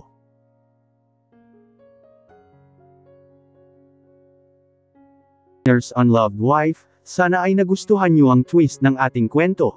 Sa buhay hindi maiwasang may bida at kontrabida, basta palaging tandaan lahat ng pagsubok may kaakibat na hustisya, sa mga inaapi darating ang araw na makikita din ang halaga mo, huwag basta susuko kung alam mong wala na talagang chance doon ka na mag-give up. Ang totoo ay nabalitaan ko kasing naaksidente siya at gusto ko lang naman siyang bisitahin. Pero hindi ko inaasahang magiging emosyonal siya, pagkatapos ay nagulat na lamang ako ay sinaksak na niya ako. Sabi niya rito, sinadya niyang magpaliwanag para si Annie ang maging masama sa paningin ni Lucas, isa pa ay sinadya niya rin na banggitin rito ang salitang aksidente para maalala na naman niya na siya ang inuna ni Lucas kaysa sa kanya. Samantala sa pagkakataong iyon naman ay talagang umahan na namang muli ang galit sa dibdib ni Annie. Mabilis na naphigpit ang hawak niya sa tinidor at pagkatapos ay itinaas iyon at galit na itinuro kay Trisha. Lumabas ka, umalis ka rito, sigaw niya rito. Annie, huwag kang ganyan, mukhang nababaliw ka na. Anas naman ni Trisha na may takot ang mukha. Ngunit sa kabila ng sinabi nito ay hindi niya ito pinansin, dahil nga hindi ito gumalaw ay humakbang siya palapit rito. Sa kanyang paghakbang ay muli na naman niyang naramdaman ang kirot ng paa niya, ngunit pinilit niya tiisin ito. Pinagpawisan siya ng malagkit dahil sa sobrang sakit. Trisha, binabalaan kita, umalis ka na agad sa harapan ko dahil baka tuluyan ka ng magpaalam sa mundo. Banta niya rito at matalim ang mga matang nakatingin rito. Sa totoo lang ay gustong-gusto na niyang pagpira-piresuhin ito dahil sa sobrang galit na nararamdaman niya ng mga oras na iyon. Agad naman na nagtago ito sa likod ni Lucas at mahinang umiyak. Lucas, ilayo mo ako sa babaeng iyan.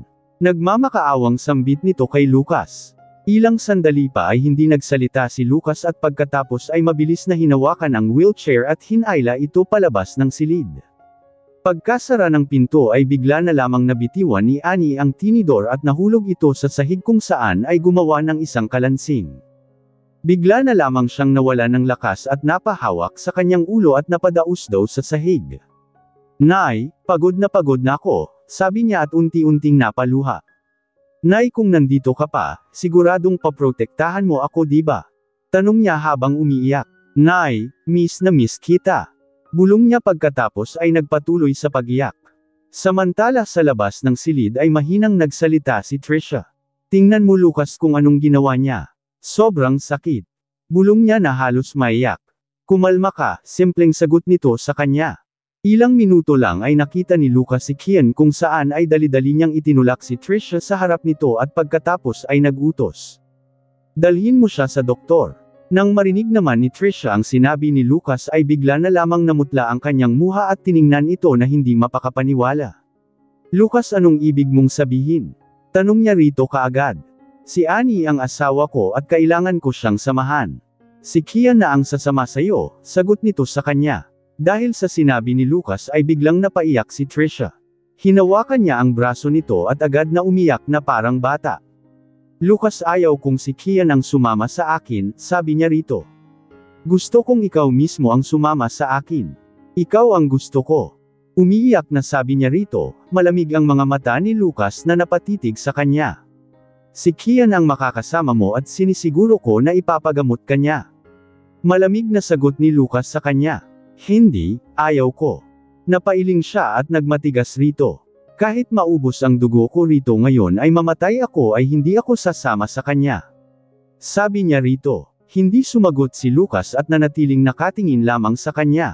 Lucas, kung hindi ikaw ang magdadala sa akin doon ay hindi ako papayag na pumunta doon kahit na mamatay ako. Patuloy niyang giit rito. Kung hindi mo pahahalagahan ang buhay mo, well dito ka na lang at hintayin mong maubos lahat ng dugo mo.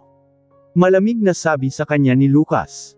Hindi akalain ni Trisha na ganun ang magiging sagot nito sa kanya. Pakiramdam niya ng mga oras na iyon ay nadurog ng gusto ang puso niya nang marinig niya ang mga sinabi nito. Alam niya na mahal siya ni Lucas pero bakit ngayon ay tinatrato siya nito ng ganito? Hindi ito maaari, napailing siya at nagpatuloy sa kanyang pag-iyak, malungkot siyang napatitig rito. Lucas, bakit mo ako ganito ay trato? Hindi ba at nagmamalasakit ka sa akin? Hindi ba at mahal mo ako? Pero paano mo nagagawang sabihin sa akin ngayon ang mga salitang yan?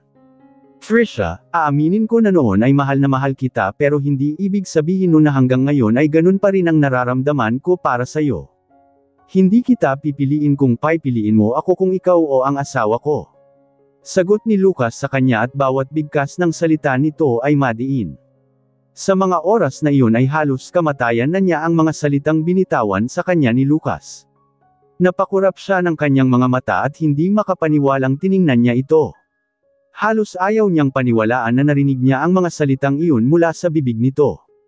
Lucas, sabihin mo na nagsisinungaling ka lang. Sabihin mo na biro lang lahat ng sinabi mo. Bawiin mo ang mga iyon. Hindi totoo iyon, hindi ba? Sunod-sunod na tanong niya rito. Isa pa, noong gabi na naaksidente si Annie ay dinukot ako at ako ang pinuntahan mo, hindi ba? Malinaw na ako ang pinili mo at ako ang taong mahal mo. Pagpapatuloy pa niya. Tumanggaw naman si Lucas dahil sa sinabi niya. Oo, ikaw ang pinili ko. Pero hindi ko alam na naaksidente si Annie. Akala ko ay hindi totoo at akala ko ay nagsisinungaling lang siya sa akin. Kung alam ko lang na nagsasabi siya ng totoo ay hindi ako pupunta sa iyo para iligtas ka lang at sising-sisi ako ngayon na hindi siya ang inuna ko kundi ikaw, edi sana buhay pa ang mga anak namin, sagot nito sa kanya. Hindi mahalaga na ikaw ang una kong minahal dahil pwedeng magbago ang feelings ng isang tao kahit na anumang oras. Dagdag pa nitong sabi sa kanya. Dahil sa mga sinabi sa kanya ni Lucas ay bigla na lamang namula ang mga mata ni Trisha sa sobrang galit at puot. Naalala pa niya kung gaano siya kasaya nang malaman niya na dumating ito para iligtas lang siya. Sobrang saya niya. Nang mga oras pa naman na iyo ay akala niya ay nanalo na siya at tuluyan nang natalo si Annie pero laking pagkakamali niya. Naisip pa niya na kapag tapos na ang bagay na ito ay makikipagdiborsyo na si Annie sa kanya at kapag nangyari iyon ay magkakasama na silang dalawa ng tuluyan at makakapagpakasal at kapag nangyari iyon ay siya na ang pinakamasayang bride sa buong mundo. Pero ngayong narinig niya ang mga sinabi sa kanya ni Lucas ay alam niyang maling-mali siya. Lumabas na sa bibig nito ang lahat. Pero paanong nagkaganon? Anong dahilan? Ang taong mahal dapat ni Lucas ay walang iba kundi siya. Hindi totoo ang lahat ng ito, patuloy siya sa pag-iling.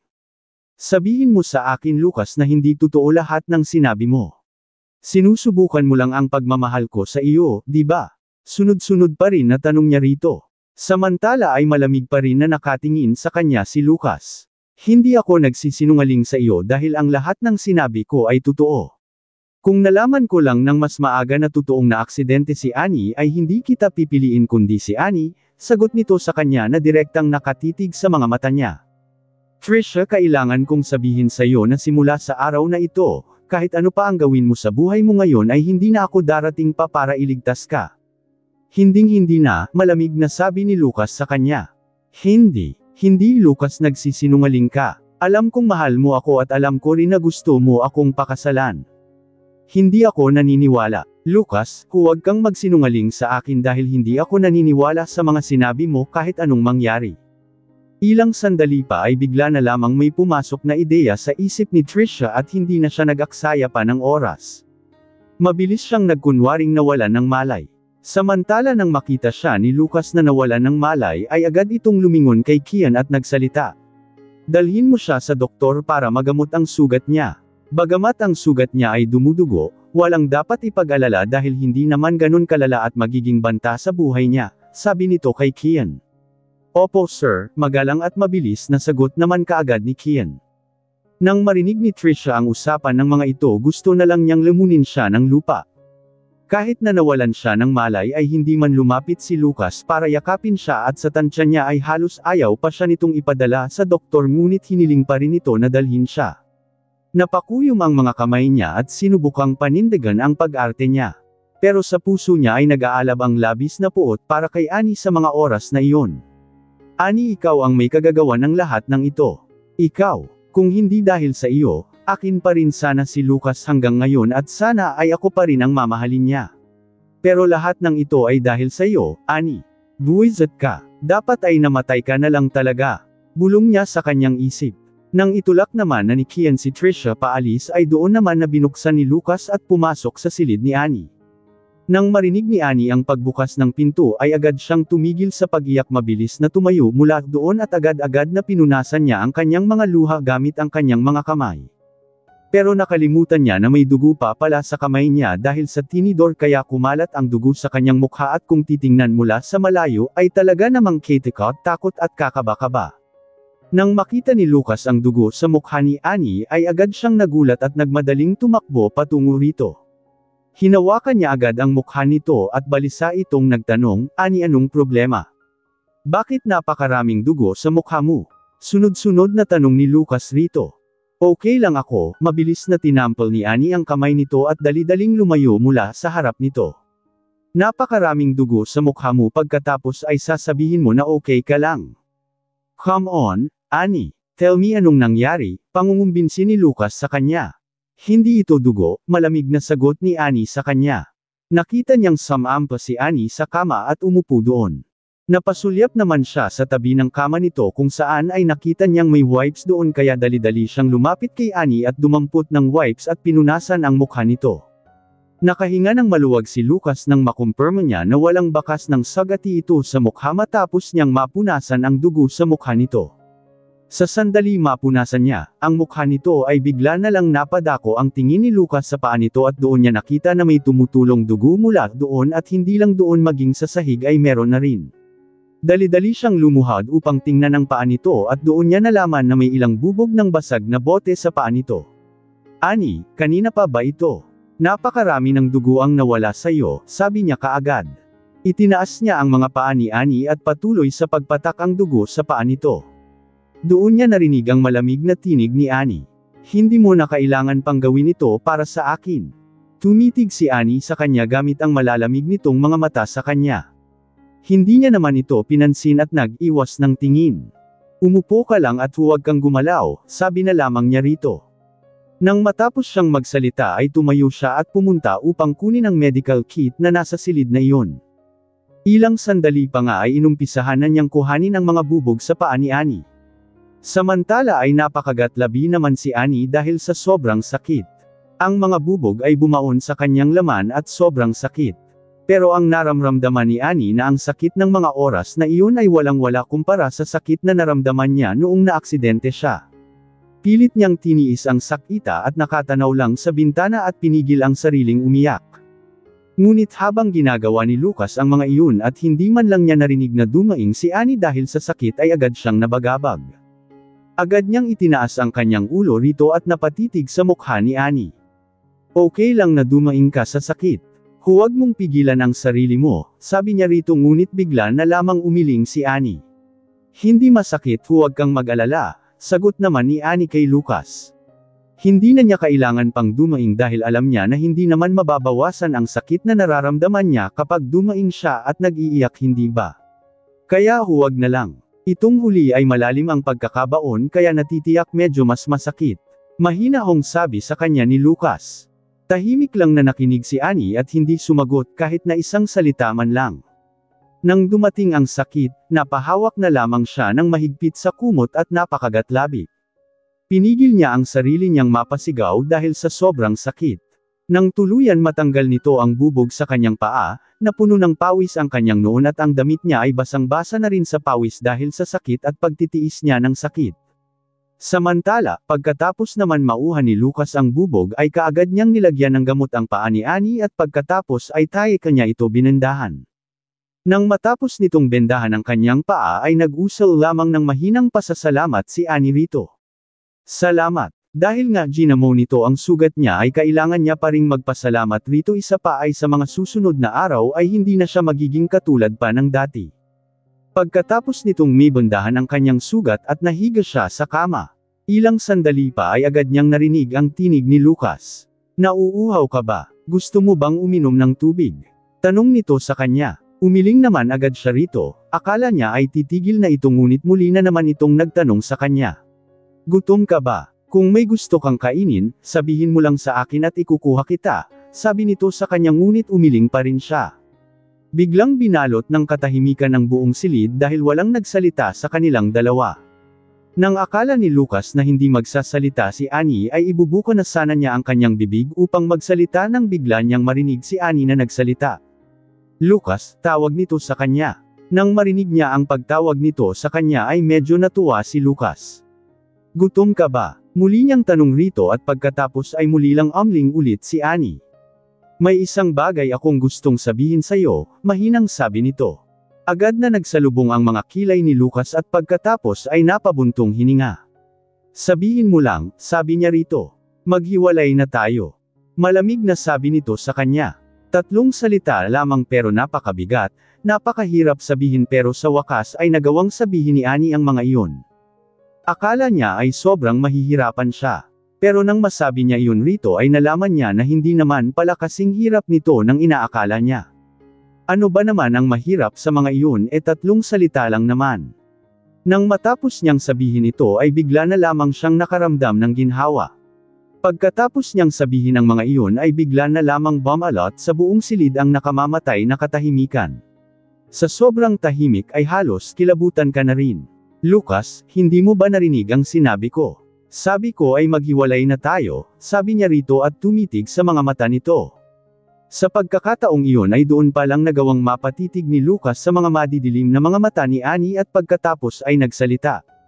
Annie, narinig ko ang sinabi mo, pero nanatiling nakatitig ang mga mata nito sa kanya at naghihintay pa ng magiging sagot niya. Hindi ako pampayag sa gusto mo, mariing sagot niya. Samantala, nang marinig naman ni Annie ang sinabi nito ay bigla na lamang gumuho ang mga iniisip niya kanina.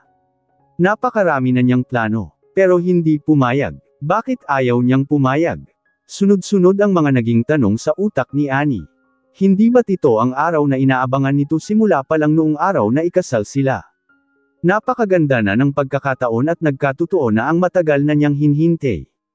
Hindi ba dapat ay pumalakpak ito at magdiwang? Wala akong maisip na dahilan kung bakit ayaw mong pumayag. Sabi ni Annie rito. Annie, uulitin ko ang sagot ko kanina. Hindi ako pumapayag na maghiwalay tayo. Ayoko, tuloy-tuloy na sabi ni Lucas at matatag ang kanyang mga salita. Bakit ha? Bakit ayaw mong pumayag? Tanong niya rito ngunit hindi sumagot si Lucas. Samantala pagkatapos nito ay hindi na sila muling nag-usap pa pero nakabantay lang si Lucas sa kanya ngunit halos hindi sila magkakilalang dalawa. Lahat ng ibinibigay na pagkain sa kanya ni Lucas ay tinanggihan niya. Maging ang tubig na inumin na ibinuhos nito sa isang baso ay tinanggihan niya rin. Bumili rin ito ng prutas na pagkarami-rami ngunit isa man sa mga iyon ay hindi niya ginalaw. Maayos na ang pakiramdam niya ay nakahiga si Annie sa kama ng ospital ay naiinip na nakatingin sa bintana. Minsan ay hindi niya mapigilan ang sariling hindi tumulo ang luha sa kanyang mga mata kapag nakatitig siya rito at mapaisip ng kung ano-ano. Wala na ang mga baby niya at pakiramdam niya ay parang patay na rin ang puso niya dahil sa pagkawala ng mga ito. Walang nakakaalam kung gaano siya kasaya nang malaman niyang buntis siya, kung paano siya napahawak sa kanyang dibdib sa sobrang saya at paulit-ulit pa siyang naisip kung ano ang magiging itsura ng mga ito kapag ipinanganak niya. Kung ano ang gender ng mga ito at kung gaano kagwapo at kaganda ang mga ito. Nang guluhin ni Trisha ang buhay nila ni Lucas ay hindi siya nawalan ng pag-asa lalo na nang nalaman niyang hihiwalayan siya ni Lucas dahil lang rito. Dahil sa kanyang mga baby ay hindi siya naging mahina at ang mga ito ang nagsilbing lakas niya kaya sobrang excited siya na makita ang mga kita at mahawakan ng sarili niyang mga kamay. Pero ngayon, wala na ang suporta niya. Wala na ang inaasahan niyang mga baby niya. Iniwan na siya ng mga ito. Makalipas lamang ang 5 araw ay tuluyan na ngang na-discharge si Annie. Umalis si Lucas upang bumili ng bulaklak para rito bago niya ito sunduin ngunit pagkapasok niya sa silid ni Annie ay bigla na lamang siyang nagulat nang wala siyang makitang tao sa loob.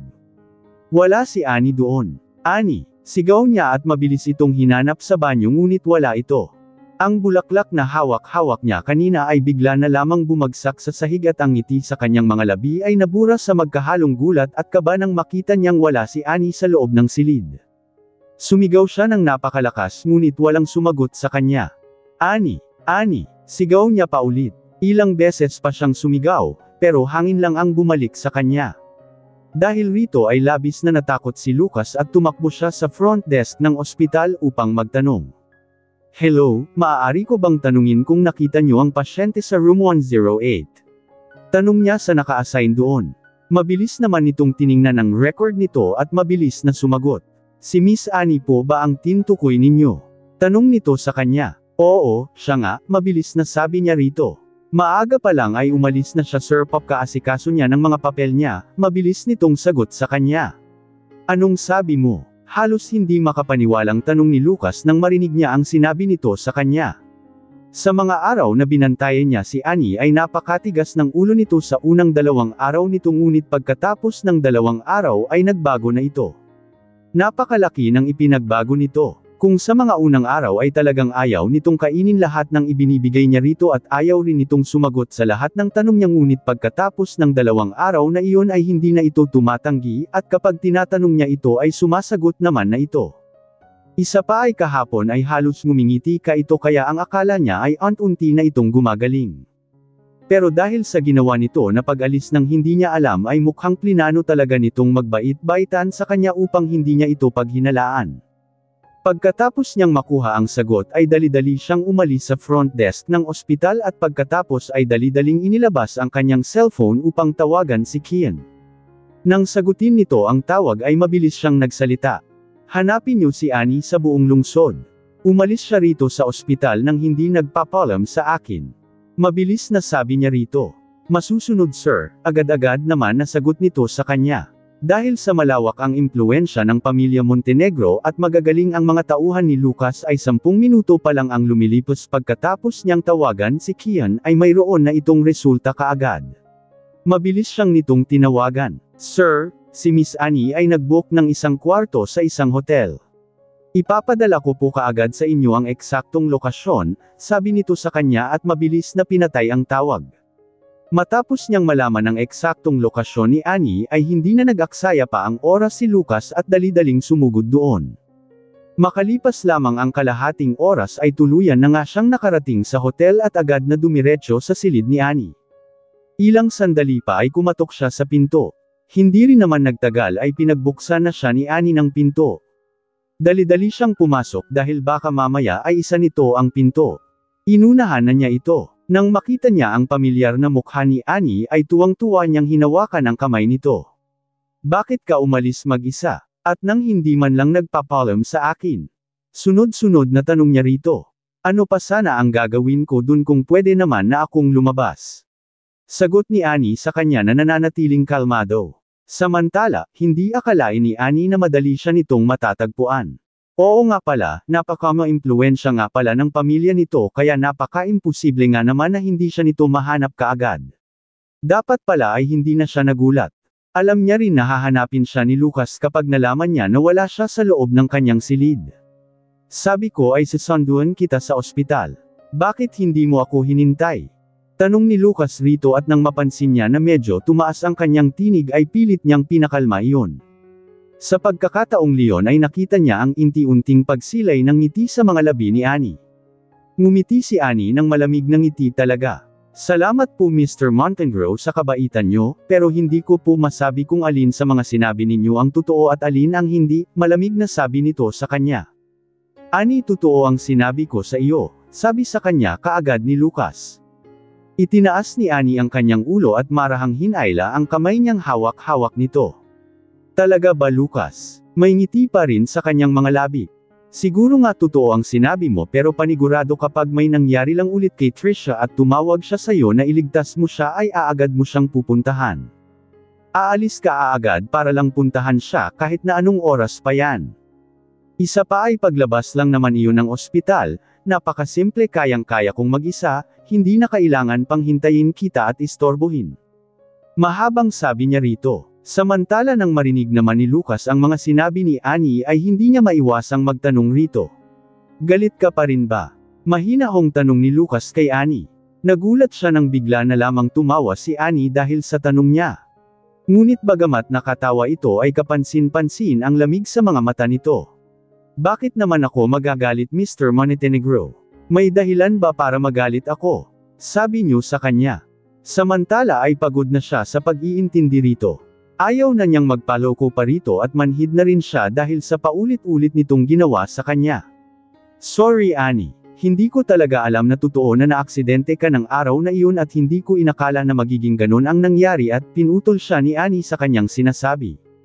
Hindi mo na kailangan pang magpaliwanag, tapos na nagmanga iyon at nangyari na. Wala nang kabuluhan pa kahit mag-sorry ka ng paulit-ulit dahil hindi na maibabalik pa ang paghingi mo ng tawad. Nakatitig na sabi ni Annie rito. Matatanda na tayo at alam na natin ang maging responsable sa mga desisyon na ginawa natin. Since siya ang pinili mo ng araw na iyon ay wala ang dapat ihingi ng sorry. Dagdag niyang sabi rito, sa mundong ito walang magagawa ang pagsisisi dahil ang mga bagay na nangyari na ay pwede lang maging aral sa mga susunod mo pang paglalakbay sa mundong ito. Magiging isang leksyon iyon para sa susunod ay mas maging matalino ka na at alam mo na ang mali para sa sarili mo. Matapos siyang magsalita ay yumuko si Annie, inilabas ang mga dokumento sa gilid at itinapon sa mesa, sa mismong harap ni Lucas at pagkatapos ay malamig na sinabi sa kanya. Kaya hayaan na natin ang isa't isa. Palayain na natin ang isa't isa at maghiwalay na tayo ng landas, sabi niya rito. Nang makita ni Lucas ang mga papel na nasa harap niya ay napakapamilyar ng mga ito. Alam na niya kaagad kung ano ang mga iyon. Sa unang pagkakataon ay nakita niya na ito ang nagbigay sa kanya niyon. Biglang napayuko si Lucas at dinampot ang mga dokumento mula sa mesa at nanginginig ang mga kamay. Sobrang nginigin mga kamay niya ng mga oras na iyon. Bagamat nahulaan niya na kung ano ang mga dokumentong iyon ay hindi niya pa rin lubos akalain na iyon nga talaga ang mga iyon at makikita ng sarili niyang mga mata. Ilang sandali pa nga ay malinaw na niyang nakita ang nakasulat sa taas ng papel, pakiramdam niya ay bigla na lamang nalukot ang puso niya at sumakit ito ng sobra. Sobrang sakit ng pakiramdam niya. Hindi niya akalain na ganito ang magiging pakiramdam niya. Divorce certificate. Malinaw silang nag-usap na hindi na sila maghihiwalay pa, pero bakit dumating sila sa puntong ito? Bakit ito nangyayari sa kanila? Nakapagdesisyon ka na ba talaga? Tanong niya kay Annie habang nakatitig ito. Oo, mabilis na tumango si Annie sa kanya. Bigla siyang napatitig sa mga mata nito at halos wala man lang lungkot sa mga mata nito kumpara sa nararamdaman niya para wala lang ang sinabi nito sa kanya. Pirmahan mo na, pinirmahan ko na yan. Pwede mong luwiyan at basahin muna bago mo ibalik sa akin.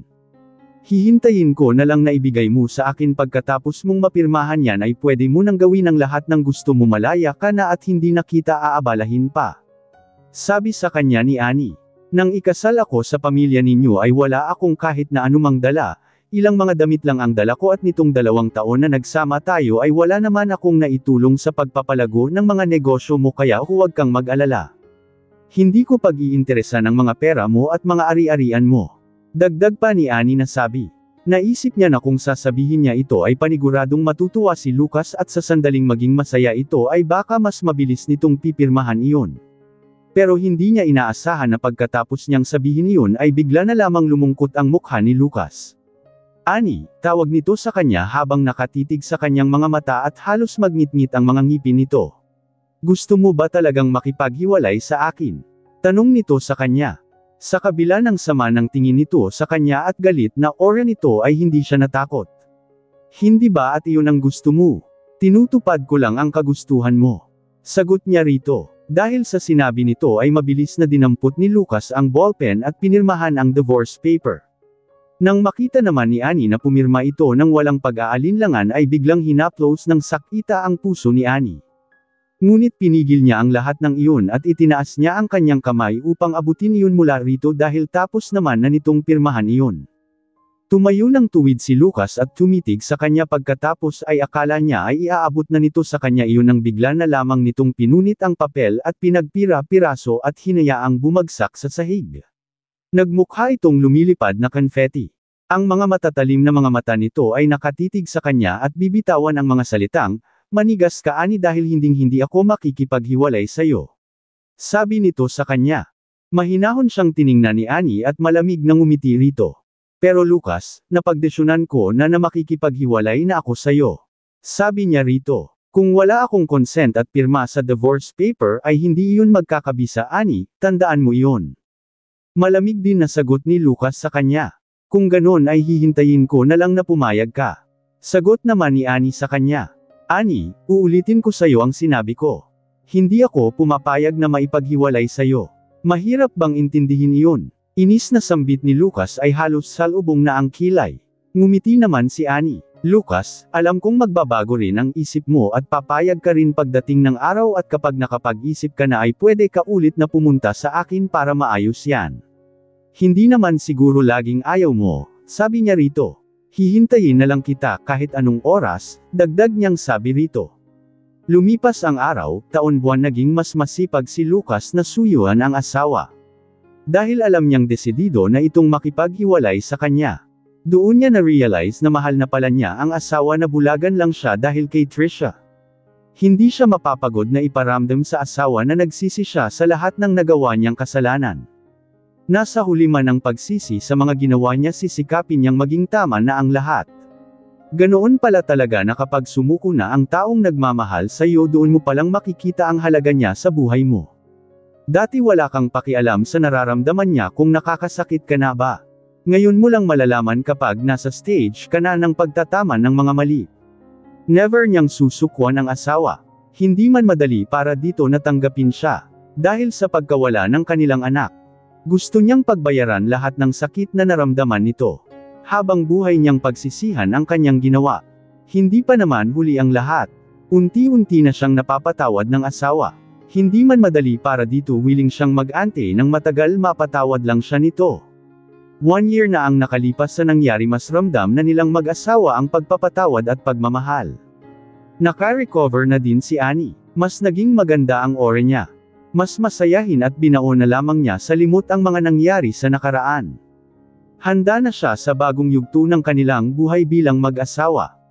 Nakita naman niya ang pagbabago ng asawa at paghingi nito ng tawad sa lahat ng nangyari mga nagawa nitong mali at pagkakasala habang sila ay mag-asawa.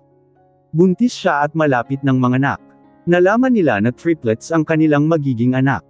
Sobrang saya nilang mag-asawa, ang pag-aalaga ni Lucas at pag-iingat sa kanya sobra-sobra ang sayang nadarama niya. Alam nilang kung may pagsubok man na dumating matapang at matatag nilang haharapin mag-asawa. Saksi ang panahon kung gaano nila pinaglaban ang isa't isa. Kahit pa gustong-gusto na sumuko ng isa sa kanila. Mahal ni Lucas ang asawa. Ganoon din si Annie. Namuhay silang masaya at mapayapa. Kasama ng kanilang mga anak. Sa inyong palagay deserves ba ni Lucas ng second chance? Mahal naman ni Annie ang asawa kaya lang late na na-realize ni Lucas na mahal naman talaga niya si Annie. May higad lang na sobra kung makadikit alam ng may asawa na siksik pa din ang sarili. Bakit kaya may ganoong babae? Kung alam na may asawa na ang lalaki sana naman umiwas na. Hindi yung sila pa nagbibigay ng motibo para masira ang relasyon ng mag-asawa. Alam nyo naman ang mga lalaki mapusok kapag may palay kakain yan. Sa ngayon wala na talagang pag-asa si Trisha. Na mapasa kaniya si Lucas. Karma na ang kanyang naramdaman magsisiman siya huli na. Kayang magpatawad but never makakalimutan ang ginawa niya sugat sa puso ni Annie. Hanggang sa muli maraming salamat sa lahat ng tagapakinig at tagapagsubaybay ng ating kwento. Mag-iingat po ang lahat.